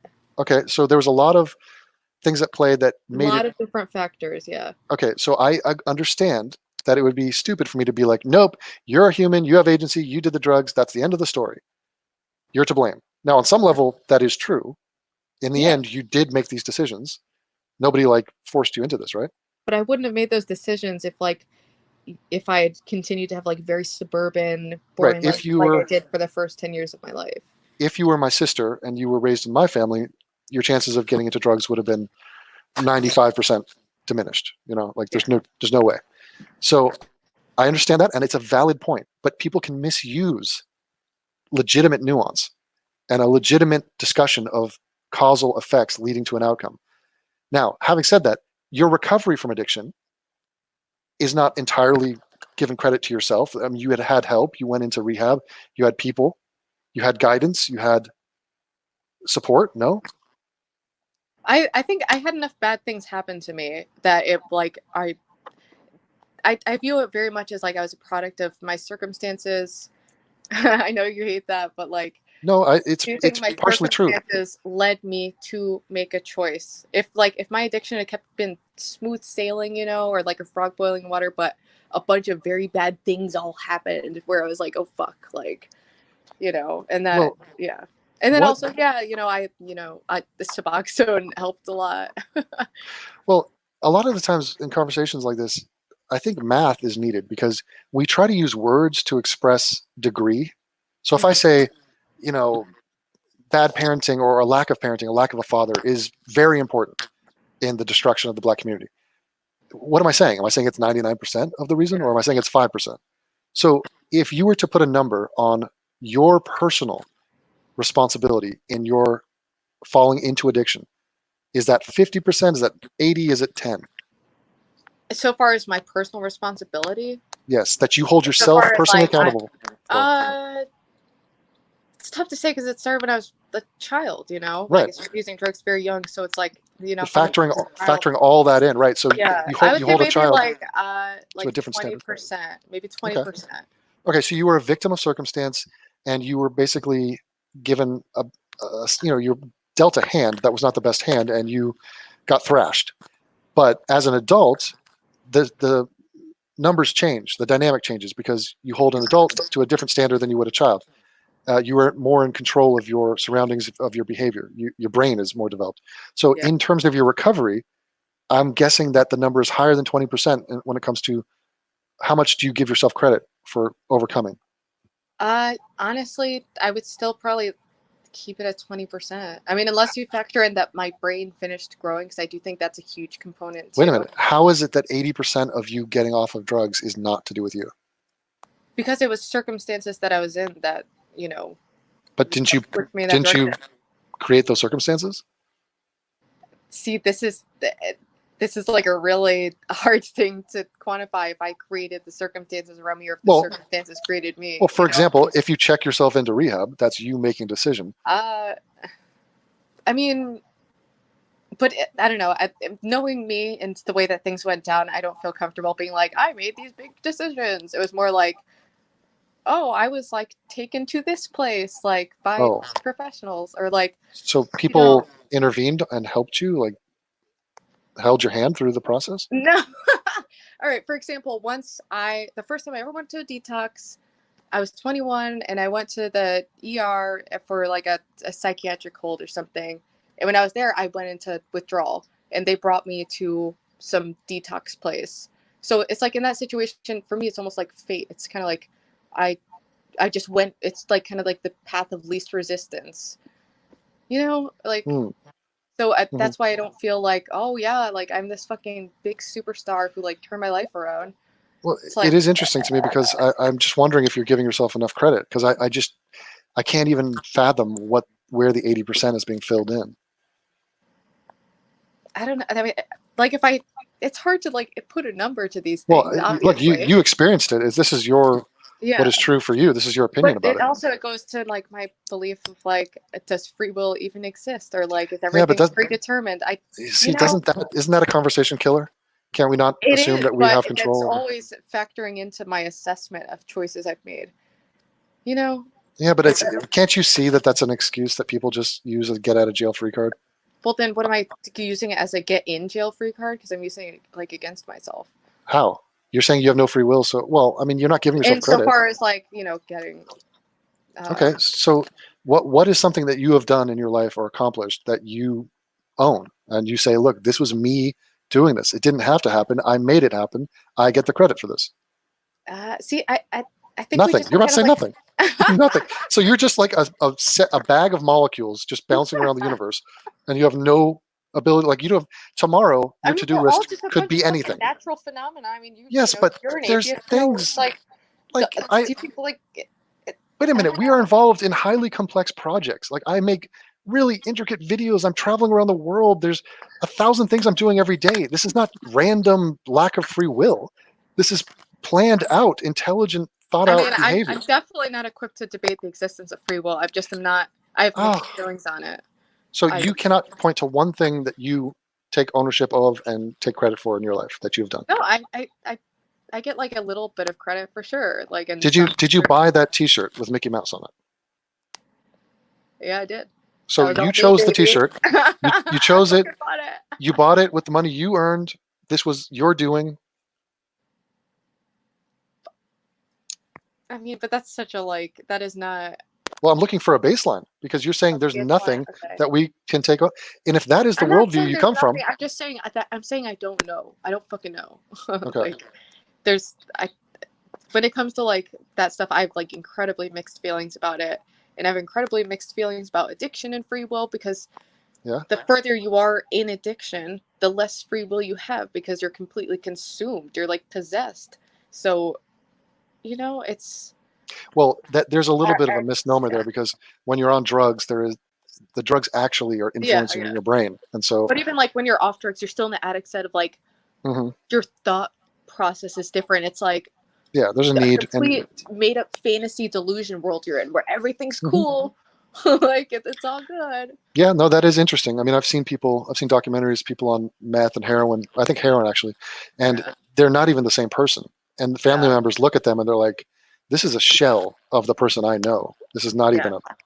So I could see that's an interesting examination when you talk free will plus addiction and drug use. Yeah, it's a big mind fuck. Yeah, for sure. But I guess I lean to the side of trusting in the fact that humans, I mean, we do have the ability to alter our surroundings in a very methodical, thought out, premeditated fashion. I mean, I understand that we're not omniscient and we don't have a full mastery of consciousness, our own consciousness, subjectivity, all that. But still, even given that, we still operate in a very, in a way that would indicate that we are in control. Well, we have to always, like, you know, for your own sanity and to be able to even have a conversation, we could just say, like, oh, we have free will, or we should behave as if we have free will. I just don't think it's as binary. I think actually free will is, like we're talking about, a nuanced thing. I don't think there is. I'm telling you. Yeah, but we don't understand consciousness, so it's a dead end conversation. That's why that could go back to the race thing. Is like we don't fucking understand. But we do. We have sociologists, we have scientists who study patterns when it comes to, communities and whether they're succeeding or failing. Patterns, but there's like what I'm saying is there's a multitude of factors, and then also when it comes to like we study all of them. Specifically in understanding how the brain works. We don't know fucking shit about the brain. We're early. Under a fucking MRI and see like, oh, that part lit up. Cool. I know. That's true. Something. That is true. We are in the infancy of brain science, but just because something's complex doesn't mean it's impossible to understand. And I feel like a lot of times people will just add complexity just to get out of it, just to get out of actually trying to ascertain something true. I mean, it's just like my perception is, I mean, it like basically boils down to the whole like nature nurture thing. Like it's something that scientists and philosophers and everyone's been fucking debating for centuries, and I haven't unlocked a way to like get someone like you to persuade you to my viewpoint, and you haven't unlocked a way to get me persuaded to your viewpoint.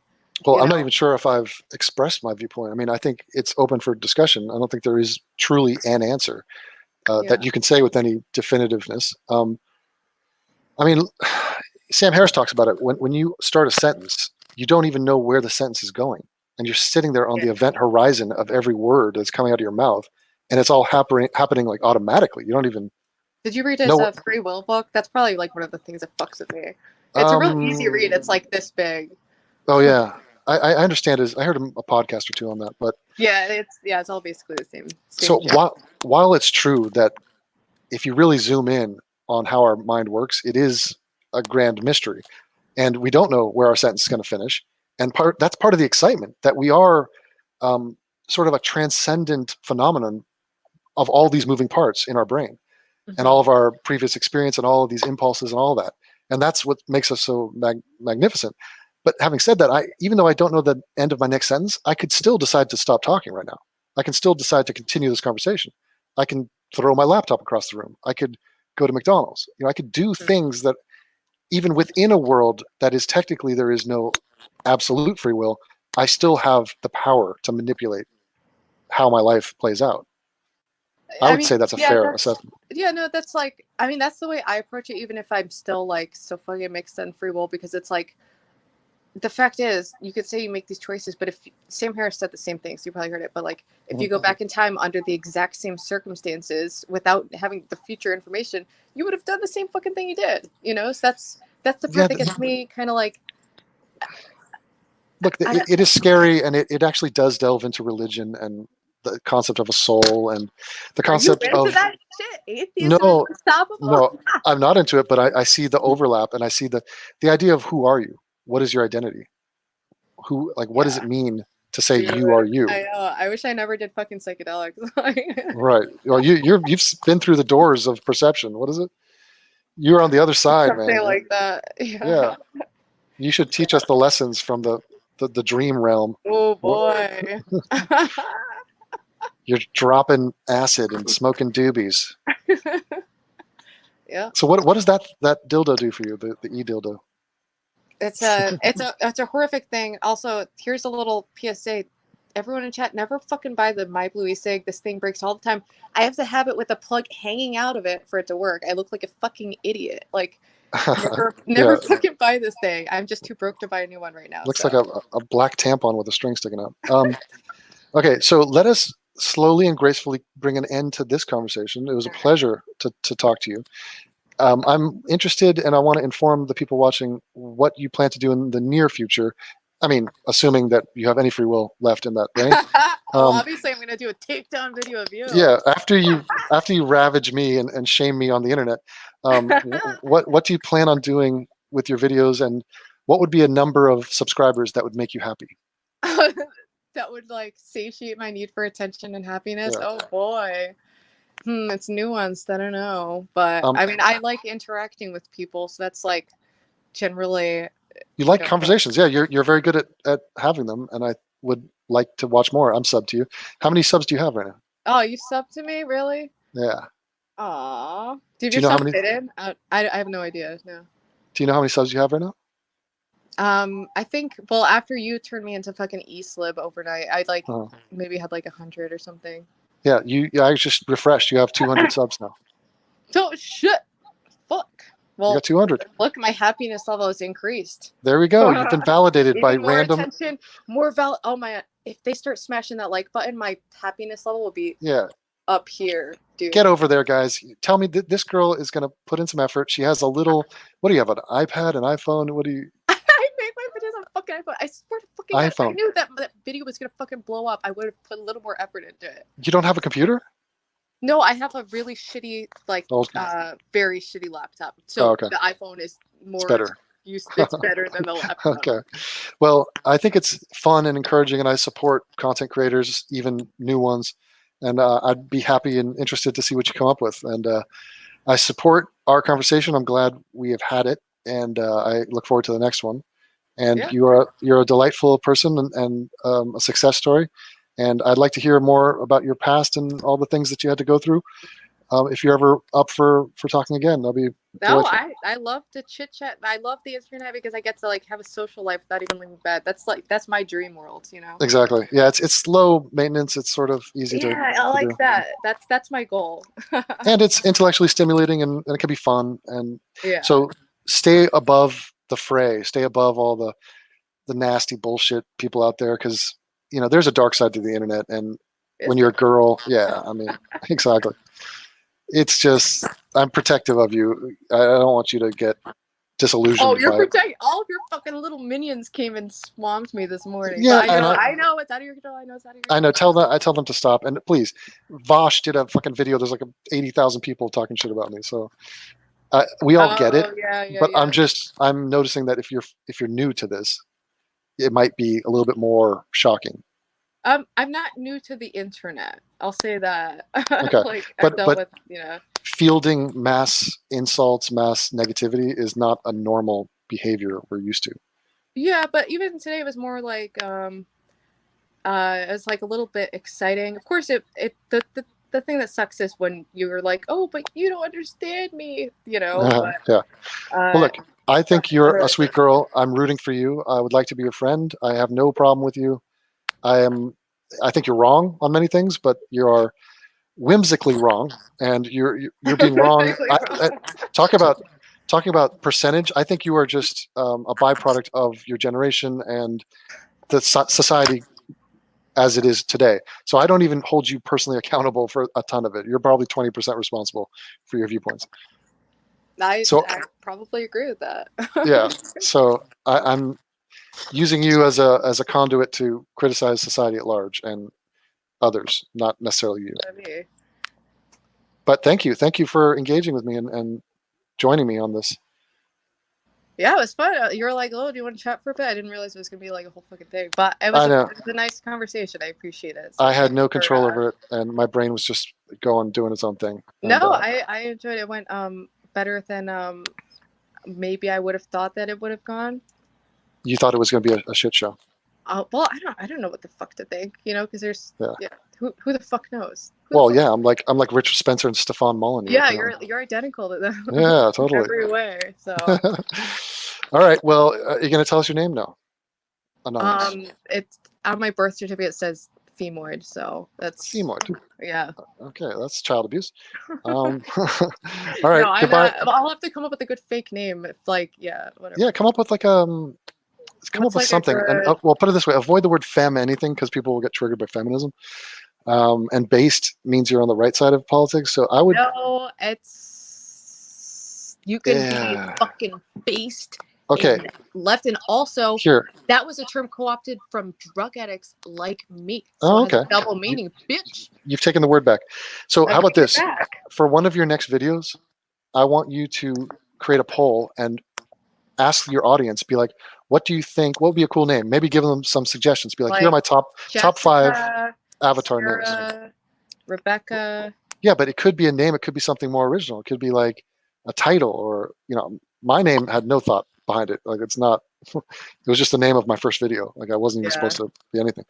But think about it, because you could have an identity online and you could build off that rather than just some random thing. Well, yeah, we'll see. I'm just playing it by ear. I mean, even Vosh, even that stupid ass, whatever the fuck that is, at least it's different and intriguing. It's like, I'm sure it has some spurgy backstory, but I don't give a shit. But at least it's not like John Thomas. It's like, okay, it's something different. Yeah. All right. Well, I guess we'll think about it. Yeah, think it over. And guys, go sub her. She's a sweetheart. Thank you for chatting it up with me. Yeah, it was fun. And thanks everyone in chat. I didn't see a word that you said, but I'm sure it's all very lovely. Yeah. I think it's good to not look at the chat, but I'm sure they're. Yeah. I learned that my first live stream. Yeah. Yeah, exactly. All right. Well, you take care and sleep well. All right. Good night. Bye-bye.